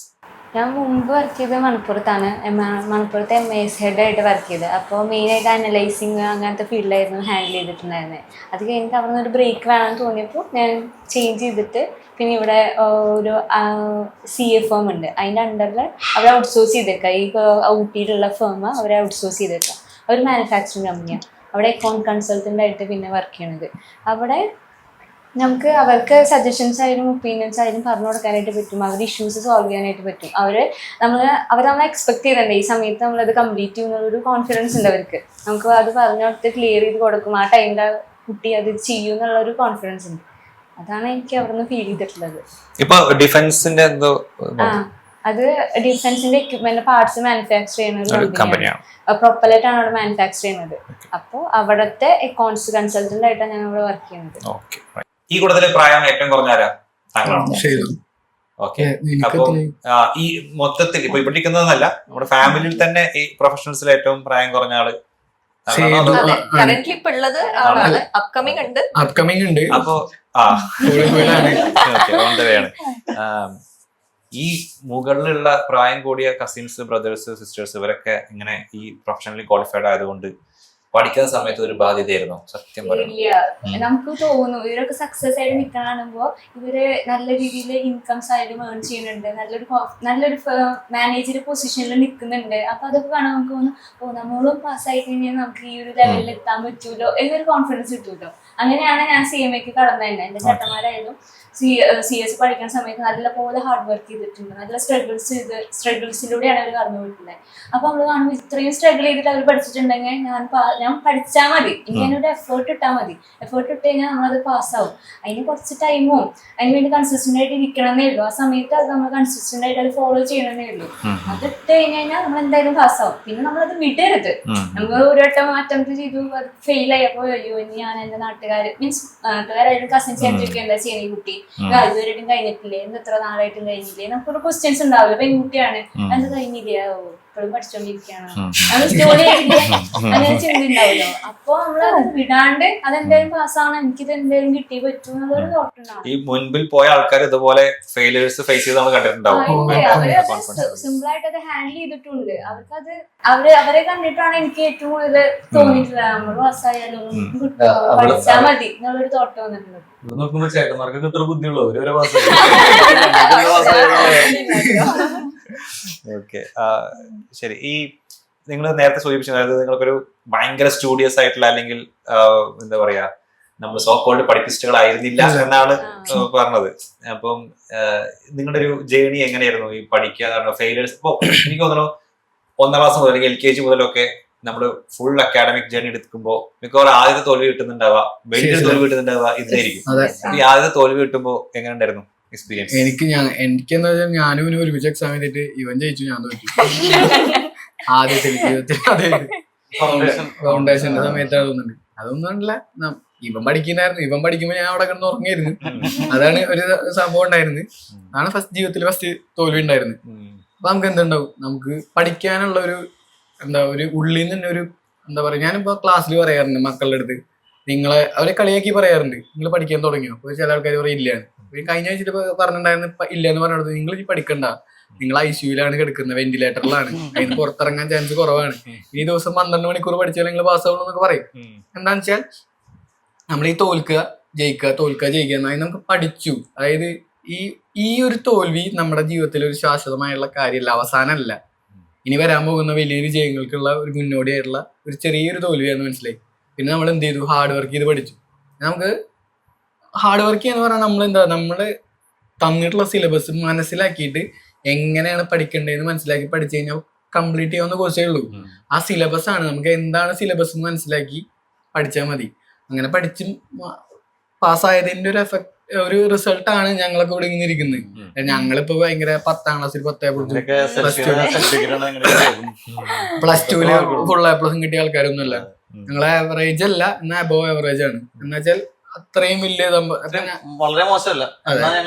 പക്ഷെ ഞങ്ങള് പഴയ പല ഗെറ്റ് ടുഗദറിലും ഞങ്ങൾ ഫേസ് ചെയ്തിട്ടുണ്ട്. അതായത് നമ്മളുടെ ഒപ്പം 10A+, 6A+ ഒക്കെ വാങ്ങി നിന്ന ആൾക്കാര് ഇന്ന് ജോലിക്ക് വേണ്ടി സ്ട്രഗിൾ ചെയ്യാണ്. ഞങ്ങൾ ഫേസ് ചെയ്ത കാര്യം പറയുന്നത്. അല്ലെങ്കിൽ ചെറിയ ശമ്പളത്തിൽ ജോലി ചെയ്യുമ്പോൾ നമ്മൾ അവരെക്കാൾ ഒരുപാട് സാലറി വാങ്ങി നല്ല പോസ്റ്റിലിരിക്കുമ്പോൾ അവര് പലപ്പോഴും പറഞ്ഞേക്കാം, ഞങ്ങൾക്ക് അന്ന് നിങ്ങൾ ചെയ്ത സമയത്ത് അത് ചെയ്താൽ മതിയായിരുന്നു. അപ്പൊ ഞങ്ങൾക്കൊരു പേഴ്സണൽ ഫ്രണ്ട് ഉണ്ട്, കോമൺ ഫ്രണ്ട്. അവന്റെ കാര്യം പറയുകയാണെങ്കിൽ ഞങ്ങളുടെ രണ്ടാളും CS പോകുമ്പോൾ കളിയാക്കിയിരുന്ന ഒരു വ്യക്തിയാണ്. നമ്മുടെ പേര് പറയാൻ പറ്റുന്നതുകൊണ്ട് പറയുന്നില്ല. പുള്ളിക്കാരൻ ഇങ്ങനെ കളിയാക്കിണ്ടാവും, CS ഇതൊരു കാര്യമില്ല എന്നൊക്കെ പറഞ്ഞിട്ട്. പുള്ളിക്കാരന് ഇപ്പോ 35 വയസ്സുണ്ടാവില്ല, ഇപ്പോഴും പ്രത്യേകിച്ച് ജോലിയൊന്നും ആയിട്ടില്ല. ജോലിക്ക് വേണ്ടി സ്ട്രഗിൾ ചെയ്യാം. പക്ഷെ ഞങ്ങൾക്ക് ആ സമയത്ത് ഞങ്ങളെ കളിയാക്കി, നമ്മളവനെ പറ്റുന്ന ആൾക്കാരൊക്കെ സഹായിക്കുന്നുണ്ട്. ജോലി വാങ്ങി കൊടുക്കാൻ പറ്റുന്നവർക്കൊക്കെ പല കമ്പനികളിലും ജോലിയാക്കി കൊടുക്കുന്നുണ്ട്. അവരെ കളിയാക്കി പറയുന്നല്ല. പക്ഷെ അന്ന് നമ്മളെ കളിയാക്കിയ പല ആൾക്കാരും ഇന്ന് നമ്മുടെ ഫ്രണ്ടാന്ന് പറയുന്നത്. ആ രാഹുലും സച്ചിനും എന്റെ ഫ്രണ്ടാ, ഞങ്ങളൊപ്പം പഠിച്ചതാണ്, അങ്ങനെ പറയുന്നത്. അപ്പൊ നമ്മുടെ ഒരു അച്ചീവ്മെന്റ് ആയിട്ടാണ് നമുക്ക് തോന്നുന്നത്. പിന്നെ അന്ന് ഞങ്ങളൊക്കെ SSLC പഠിക്കുന്ന സമയത്ത് ഒരു കാറ്റഗറൈസേഷൻ ഉണ്ട്. ഏറ്റവും കൂടുതൽ മാർക്ക് വാങ്ങിയിട്ടുള്ള കമ്പ്യൂട്ടർ സയൻസ്, പിന്നെ അതിൽ കിട്ടാത്ത ആൾക്കാർ സയൻസ്, പിന്നെ കൊമേഴ്സ്, ഒന്നും കിട്ടാത്ത ആൾക്കാർ ഹ്യൂമാനിറ്റീസ് എന്നുള്ള ഒരു നറേറ്റീവ് ഉണ്ട് ആൾക്കാർ മൈൻഡ്. അപ്പൊ ഞങ്ങളൊക്കെ നമുക്ക് പിന്നെ കമ്പ്യൂട്ടർ സയൻസോ അങ്ങനത്തെ ആഗ്രഹങ്ങളെ ഉണ്ടായിരുന്നില്ല. നമുക്ക് നേരെ പിന്നെ വലിച്ചം പറഞ്ഞത് കുഴപ്പമില്ല, നല്ലതാണ്, നിങ്ങൾ ചെയ്താൽ മതി. പിന്നെ നമുക്ക് അങ്ങനത്തെ വലിയ ഭയങ്കര ഇതൊന്നും വരുന്നില്ല. അപ്പൊ ഞങ്ങൾ ചേർന്നു. അപ്പൊ നമ്മൾ എന്നിട്ട് പിന്നെ SSLC മാർക്ക് ഷീറ്റ് ഒക്കെ വാങ്ങുമ്പോൾ ആൾക്കാർ എന്റെ കൊമേഴ്സ് എടുത്ത് വേറെ കിട്ടിയില്ലേ എന്നുള്ള ഒരു സംഭവമാണ്. അത് ഒരുപാട് നാളെ ഫേസ് ചെയ്തിട്ടുണ്ട്.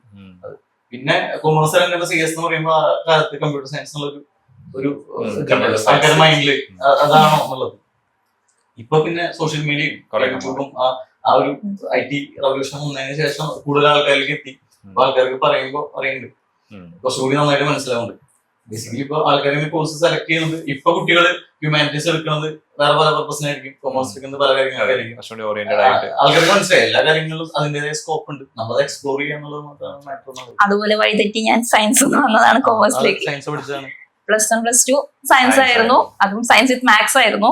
നീറ്റ് എഴുതി, കീം എഴുതി, എൻട്രൻസ് എക്സാം ഫുൾ എഴുതിയതിനു ശേഷമാണ് ഞാൻ CS ജോയിൻ ചെയ്യുന്നതും CS-ന്റെ ഫൗണ്ടേഷൻ എക്സാം എഴുതുന്നത്. അതുവരെ അറിയാത്തൊരു കോഴ്സാണ് പിന്നെ എടുക്കുന്നത്. പക്ഷെ ഫൗണ്ടേഷൻ പാസ്സായപ്പോൾ ചെറിയൊരു കോൺഫിഡൻസ് ആയി.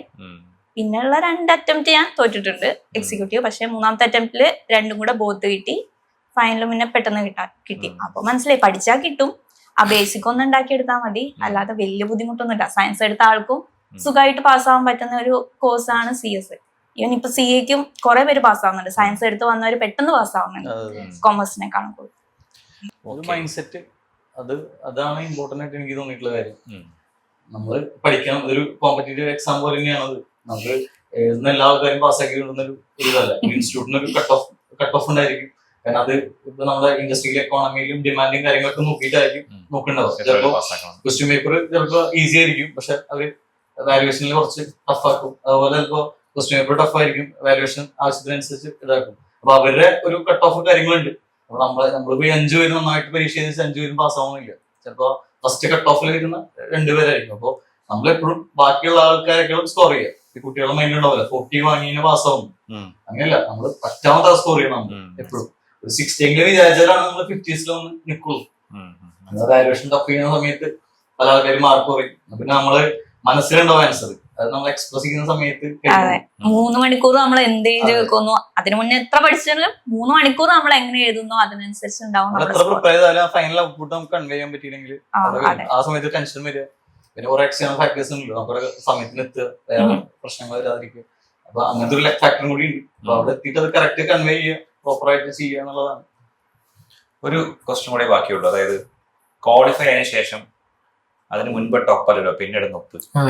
അപ്പൊ ജസ്റ്റ് നിങ്ങൾ ഈ ഫൈനൽ ക്വാളിഫൈ ചെയ്ത് CS എന്നാവുന്ന ആ മൊമെന്റിൽ നിങ്ങളുടെ ഫീൽ എന്തായിരുന്നു എന്നുള്ളത് മാത്രം ഷോർട്ടാക്കി അതോടുകൂടി ഫീൽ എന്ന് പറഞ്ഞാൽ കമ്പനി സെക്രട്ടറി നമ്മളിങ്ങനെ ആലോചിക്കും, നമ്മൾ എവിടെ നിന്ന് തുടങ്ങി. നമ്മൾ പിന്നെ ഇൻസ്റ്റിറ്റ്യൂട്ട് തന്നെ നമുക്കൊരു ഓപ്ഷൻ തരുന്നുണ്ട് നമ്മുടെ ഒപ്പ് മാറ്റാനായിട്ടുള്ളത്, അല്ലെ? അവിടെ ഏത് ഒപ്പിടണം നമ്മൾ ആലോചിക്കും. അപ്പൊ അതുവരെ അത് മാറ്റാം. ഇതൊരു കുട്ടി ചോദിച്ചു ഈ അടുത്ത്, ആശുഷ് സാറായിരുന്നു ഡൗട്ടുകൾ ചെയ്തിരുന്നത്. ആശുഷ് സാർ വരുന്നതിന് മുമ്പ് എന്നോട് ചോദിക്കുന്നത് കുറെ ഡൗട്ട്, ഇങ്ങനെ എക്സാം എങ്ങനെയാണ് വെറൈറ്റി ഡൗട്ട്. ഒപ്പ് മാറ്റാൻ പറ്റുമോ ഒരു കുട്ടി ചോദിച്ചത്. ഒപ്പ് മാറ്റാം നമുക്ക്. നമ്മുടെ ഇൻസ്റ്റിറ്റ്യൂട്ടിന്റെ സൈറ്റിൽ തന്നെ നമുക്ക് നമ്മുടെ സിഗ്നേച്ചർ അപ്ലോഡ് ചെയ്യാം. പക്ഷെ നമ്മൾ അത് കഴിഞ്ഞിട്ട് നമ്മൾ ഇടുന്ന പല സ്ഥലങ്ങളിൽ എഗ്രിമെന്റ് ആയാലും അതുപോലെ തന്നെ നോട്ടീസുകളായാലും അല്ലെങ്കിൽ ഡ്രാഫ്റ്റിംഗ് ഡോക്യുമെന്റ്സ് ഒക്കെ ആയാലും നമുക്ക് കാണുമ്പോൾ തന്നെ മനസ്സിലാവും അത്രയും കോൺഫിഡൻഷ്യൽ ആയിട്ടുള്ള അത്രയും ഇമ്പോർട്ടൻ്റ് ആ ഓർഗനൈസേഷന്റെ ഭാവിയെ തന്നെ മാറ്റിമറിക്കാൻ ചാൻസ് ഉള്ള പല കാര്യങ്ങളിലാണ് നമ്മൾ ഒപ്പിടുന്നത്. അപ്പൊ ഞാനൊക്കെ ഒരു ഒപ്പിടുന്ന സമയത്ത് 10 പ്രാവശ്യം ചിന്തിക്കാറുണ്ട്, ഈ ഒപ്പിട് ഇട്ട് കഴിഞ്ഞാൽ എന്താണ് വരുന്ന കോൺസിക്വൻസസ്, എന്താണ് ഇത് എന്നെ എഫക്ട് ചെയ്യൂ, കറക്റ്റ് ആണോ. ഒപ്പിടുന്നതിന് മുമ്പ് നമ്മൾ ആ കൊണ്ടുവന്ന ഫയൽ മൊത്തം പഠിക്കണം, ഇവരെന്താ ചെയ്തു വെച്ചത്. ചിലപ്പോൾ ആ ഫയൽ കറക്റ്റ് ആവണമെന്നില്ല, പക്ഷെ നമ്മളൊരു ഒപ്പ് ചിലപ്പോൾ നാളെ വലിയൊരു കോൺട്രവൻഷ്യൽ ഇഷ്യൂ ആവാനും ചാൻസ് ഉണ്ട്. അതുപോലെ തന്നെ വലിയൊരു മാർക്കറ്റിൽ വലിയ ചേഞ്ച് വരുത്താനുള്ള ചാൻസ് ഉണ്ട്. കാര്യം ഇപ്പം ഞാനിപ്പോൾ ഒരു മൈനോറിറ്റി സെക്ടറിലാണ് വർക്ക് ചെയ്യുന്നത്. പല ആൾക്കും ലോൺ കൊടുക്കുന്ന ഒരു സ്ഥാപനത്തിലാണ് ഇപ്പോൾ വർക്ക് ചെയ്യുന്നത്. അപ്പോൾ ആ സമയത്ത് പല പ്രപ്പോസലുകളും പ്രപ്പോസലുകൾ എന്ന് പറഞ്ഞാൽ പലത് ഇംപ്ലിമെന്റ് ചെയ്യാനുള്ളതുണ്ടായിരിക്കും, പിന്നെ കുറെ ചിലപ്പോൾ പുതിയത് തുടങ്ങാനുള്ളതുണ്ടായിരിക്കും. അപ്പോൾ അതുപോലെ തന്നെ വലിയ വലിയ ഓർഡറുകൾ കിട്ടാനുള്ളതുണ്ടായിരിക്കും. നമ്മൾ അത്രയും ശ്രദ്ധിച്ച് വേണം ചെയ്യാനായിട്ട്. നമ്മളുടെ ഒരു ചെറിയ അനാസ്ഥ, ചെറിയൊരു മിസ്റ്റേക്ക് ചിലപ്പോൾ ആ ഓർഗനൈസേഷൻ തന്നെ അഫക്ട് ചെയ്യാൻ ചാൻസ് ഉണ്ട്. നമ്മളുടെ ഒപ്പിന് ഷിയാസ് പറഞ്ഞ പോലെ തന്നെ 100% ഉറപ്പിച്ച് പറയാം, അത്രയും വലിയ ഇമ്പോർട്ടൻ്റ് ഉണ്ട്. അതുകൊണ്ട് തന്നെയാണ് ഇൻസ്റ്റിറ്റ്യൂട്ട് നമുക്ക് മാറ്റാനുള്ള ഒരു ചാൻസ് തന്നിട്ടുണ്ട്. ഇത്ര കാലം വലിയ എന്തെങ്കിലുമൊക്കെ കോരി വറച്ചിരുന്ന ആൾക്കാരാണെങ്കിൽ നല്ല വൃത്തിയിൽ ഒപ്പിട്ടോളി. ആദ്യത്തെ മാത്രമേ പ്രൗഡിലിടുള്ളൂ, പിന്നെ പേടിച്ചിട്ട് പോകാറില്ലല്ലോ. Okay okay. അപ്പോ എന്താ പറയാ, കുറെ കാലത്തിന് ശേഷമാണ് ഒരു സാധാരണ 1-2 പേരൊക്കെ ഇന്റർവ്യൂ ഉണ്ടാവാറുള്ളത്. ഇത്രയും പേര് ഭയങ്കര ഞാൻ ഭയങ്കര ഹാപ്പിയാണ്. എന്താണെന്നറിയില്ല, ഇന്റർവ്യൂ കഴിഞ്ഞ ഹാപ്പി. പക്ഷെ എനിക്ക് ചെറിയ വിഷമം എന്താ വെച്ചാൽ ഷിയാസ് കുറെ പ്രാവശ്യം പറയുന്നു എന്റെ അടുത്ത്, കുറെ കാലഘട്ടമായിട്ട് പറയുന്നുണ്ട് എല്ലാരെയും ഇൻക്ലൂഡ് ചെയ്യിപ്പിക്കണം. പക്ഷെ വന്ന് മനസ്സിലായി കാണാം, എല്ലാരെയും ഇൻക്ലൂഡ് ചെയ്യിപ്പിക്കുക എന്ന് പറഞ്ഞാൽ അത്രയും വലിയ കോംപ്ലിക്കേറ്റഡ് ആയ ഒരു ടാസ്ക് എനിക്ക്. അതായത് ഞാൻ അത്രയും പ്രഷർ എടുത്തിട്ടുണ്ടായിരുന്നു. ഇപ്പൊ ചെയ്തു നിന്ന് പോയി കഴിഞ്ഞാൽ ഇനി കിട്ടുക ഏകദേശം അവളുടെ മാരേജിന്റെ സമയത്താണ് കിട്ടുക, ഒരു ഓഗസ്റ്റ് ഒക്കെ ആകുമ്പോഴാണ് കിട്ടുക. ഇവരാണെങ്കിൽ ഇനി ഇവരൊക്കെയാണ് ഓഡിറ്റും കാര്യങ്ങളൊക്കെ ആയിട്ട് ഇനി ഓഡിറ്റ് ഇപ്പൊ സെക്കൻഡിലോട്ടൊക്കെ നടക്കുന്നവര് സച്ചിനിന് കിട്ടാൻ ബുദ്ധിമുട്ടാണ്. ഞാനിപ്പോ കോഴിക്കോടായതുകൊണ്ട് എന്നെ കിട്ടാൻ ബുദ്ധിമുട്ടാണ്. ഇതിലിപ്പോഴും നമുക്കൊരു 4 ആൾക്കാരെ, 4 അപ്കമിങ് നടക്ക ഒരു 5 ആൾക്കാരെ നമുക്ക് ഇൻക്ലൂഡ് ചെയ്യിപ്പിക്കാൻ പറ്റിയിട്ടില്ല. അവരും കൂടി വരുമ്പോഴാണ് നമ്മളെ ഈ സ്ട്രെങ്ത് കംപ്ലീറ്റ് ആവുള്ളൂ, പവർ ആവുള്ളൂ. അപ്പൊ അങ്ങനെ അപ്പൊ ഇനി ഭക്ഷണം കഴിക്കാം. എല്ലാവർക്കും വിഷമം അറിയാം. അപ്പൊ താങ്ക് യു വെരി മച്ച്. എനിക്ക് തോന്നുന്നു ഒരുപാട് കുട്ടികൾക്ക് കുറെ കാര്യങ്ങളിൽ ക്ലാരിറ്റി വരും, ഇൻസ്പിറേഷൻ കിട്ടും. അതുപോലെ തന്നെ ഞാൻ തുടക്കം സ്റ്റാർട്ട് ചെയ്ത് പറഞ്ഞല്ലോ, ഈ കോഴ്സ് ഒന്നും അധികം ആൾക്കാർ പാസ്സാവുന്നില്ല എന്ന്. ശരിയാണ്, പക്ഷെ മനസ്സ് വെച്ചാൽ പാസ്സാവാൻ പറ്റുന്ന കോഴ്സ് ആണ് എന്നതിന്റെ ബെസ്റ്റ് എക്സാമ്പിൾ. അത് പാസ്സാവുന്നില്ല എന്ന് ഒരിക്കലും എനിക്ക് പറയാൻ പറ്റില്ല. കാരണം നമ്മൾ 100% ഡെഡിക്കേറ്റഡ്, ഇത് അവസാനിപ്പിക്കില്ല, ഞാൻ ഇന്നത്തോട് നിർത്തില്ല എന്നുള്ള രീതിയിൽ കണ്ടിന്യൂ ചെയ്യണം. ഇപ്പൊ നമ്മുടെ ട്രിപ്പിളിൽ തന്നെ എനിക്ക് എടുത്തു പറയാൻ പറ്റുന്ന എക്സാമ്പിൾ ഒരുപാട് ആൾക്കാരുണ്ട്. നമ്മുടെ ഹന നല്ലൊരു മോളാണ്, നന്നായി പഠിക്കും. അതുപോലെ അവളെ ഇതൊരിക്കലും ഡ്രോപ്പ് ചെയ്യില്ല എന്നുള്ളൊരു മൈൻഡ് സെറ്റ് ഉണ്ട് അവൾക്ക്. അതുപോലെ ഒരു പഠിച്ചിട്ട് ഈ സിലബസ് കംപ്ലീറ്റ് ചെയ്തിട്ട് ഞാൻ എക്സാമിന് പോകുള്ളൂ എന്നുള്ളൊരു മൈൻഡ് സെറ്റ് ഉണ്ടായിരുന്ന കുട്ടിയാണ്. ഞാൻ പഠിപ്പിച്ചിരുന്നതാണ്. നമ്മൾ പറയുന്ന സമയത്ത് അവൾക്ക് മനസ്സിലാവാത്ത കാര്യങ്ങളാണെങ്കിൽ പുള്ളിക്കാരി ഞാൻ ശ്രദ്ധിച്ചിട്ടുണ്ട്, അവളുടെ നോട്ടിൽ മലയാളത്തിൽ എഴുതിയിരുന്നു. ആ സ്റ്റോറിയാണ്, കഥയൊക്കെ ആണെങ്കിൽ അവൾക്ക് മനസ്സിലാവുന്ന ഷോർട്ട് നോട്ടുകൾ പോലെ. എന്നിട്ട് അവൾ എന്താ 100% ഡെഡിക്കേറ്റഡ് ആയിട്ട് എഴുതി ഫസ്റ്റ് അറ്റംപ്റ്റ് തന്നെ ക്ലിയർ ചെയ്ത ഒരു മോളാണ്. അതുപോലെ തന്നെ ആദിൽ, ഇവരൊന്നും എവിടെയും തോൽക്കണം ഞാൻ കണ്ടിട്ടില്ല. നമ്മുടെ ട്രിപ്പിളിൽ ഒരുപാട് സ്റ്റുഡൻസ് പാസ്സായിട്ടുണ്ട്. അതില് ഫസ്റ്റ് അറ്റംപ്റ്റ് തന്നെ ക്ലിയർ ചെയ്ത 2 മക്കളുടെ പേര് ഞാൻ എടുത്ത് പറയാണ്. നമ്മൾ നിർത്തില്ല എന്നുള്ളൊരു ഇത് ഉറപ്പുവരുത്തിയാൽ നമ്മുടെ മനസ്സിനോട് തന്നെ പറഞ്ഞാൽ അത് അവസാനിപ്പിക്കില്ല, ഇത് കംപ്ലീറ്റ് ചെയ്തിട്ടാ നിർത്തുള്ളൂ. ഈവൻ ഇപ്പൊ ഞാൻ അങ്ങനെ തുടങ്ങിയതാണ്, ഹൃതിക അങ്ങനെ ചെയ്തതാണ്, സച്ചു അങ്ങനെ ചെയ്തതാണ്, കൃപപ്പ് അങ്ങനെ ചെയ്തുകൊണ്ടിരിക്കുന്ന, സേതു അങ്ങനെയാണ്. ഇതിൽ ആരെങ്കിലും ഒരാൾ പറയാണ് നമുക്ക് പറ്റില്ല, നിർത്തി മതി എന്ന് ചിന്തിച്ച് അവിടെ നമ്മൾ തോറ്റു, അവിടെ നിന്ന് അങ്ങോട്ട് നമുക്ക് ലൈഫില്ല. അതുകൊണ്ട് ആ ഒരു കാര്യം എത്ര ആൾക്കാർ സീരിയസ് ആയി എടുക്കുന്നു അവരൊക്കെ പാസ്സായി ഞാൻ കണ്ടിട്ടുണ്ട്. ഈവൻ ഞാനൊരു ലിവിങ് എക്സാമ്പിൾ ആണ്. കാരണം എനിക്ക് പല സിറ്റുവേഷനിലും എനിക്ക് തോന്നിയിട്ടുണ്ട്. കാരണം ഞാൻ ഇതിനെക്കാട്ടിലും അപ്പുറത്ത് ഞാനിപ്പോ ഇവന്റ് മാനേജർ ഓർഗനൈസിങ് ചെയ്യാൻ ഇഷ്ടമുള്ള ഒരാളാണ്, ആങ്കറിന് ഇഷ്ടമുള്ള ആളാണ്, അതിന് പോയിട്ടുമുണ്ട്. ആ രീതിയിലാണ് എനിക്ക് താല്പര്യം ഉണ്ടായിരുന്നത്. ഞാൻ പറഞ്ഞു ഇവരുടെ ഇൻസ്പിറേഷൻ ആണ് എനിക്ക് ഉണ്ടായത്. ഓക്കെ, നമുക്ക് അതിനെക്കാട്ടിലും ഒരു ഇത് വേണം എന്നുള്ളത്. അപ്പൊ ഞാൻ കരഞ്ഞ് എവറി നൈറ്റ് ഞാൻ കരയുമായിരുന്നു. ഇത് ഞാൻ പറയാം, I don't want to continue the CS. അപ്പം he is the only one. ഇവിടെ എന്റെ അച്ഛൻ വരെ പറഞ്ഞു, കൃപ നീ വിട്ടോ, നിനക്ക് ഇഷ്ടമുള്ള പണിക്ക് നീ പോയിക്കോ, നീ don't cry every time. He is the one side, കൃപ നിനക്ക് കേപ്പബിലിറ്റി ഉണ്ട്, നീ ജസ്റ്റ് ഹാർഡ് വർക്ക് മാത്രം ഇട്ടാൽ മതി. നീ CS ആയിട്ട് നീ എന്തോ ചെയ്തോ, you go for anchoring or something. അത് മോശമാണ് എന്നല്ല ഞാൻ പറഞ്ഞത്. If you have A capability, just put a little bit of hard work, you will get it എന്ന് പറഞ്ഞിട്ട് കൃപയ്ക്ക് ചെറിയൊരു മോട്ടിവേഷന്റെ പ്രശ്നമേ ഉള്ളൂ.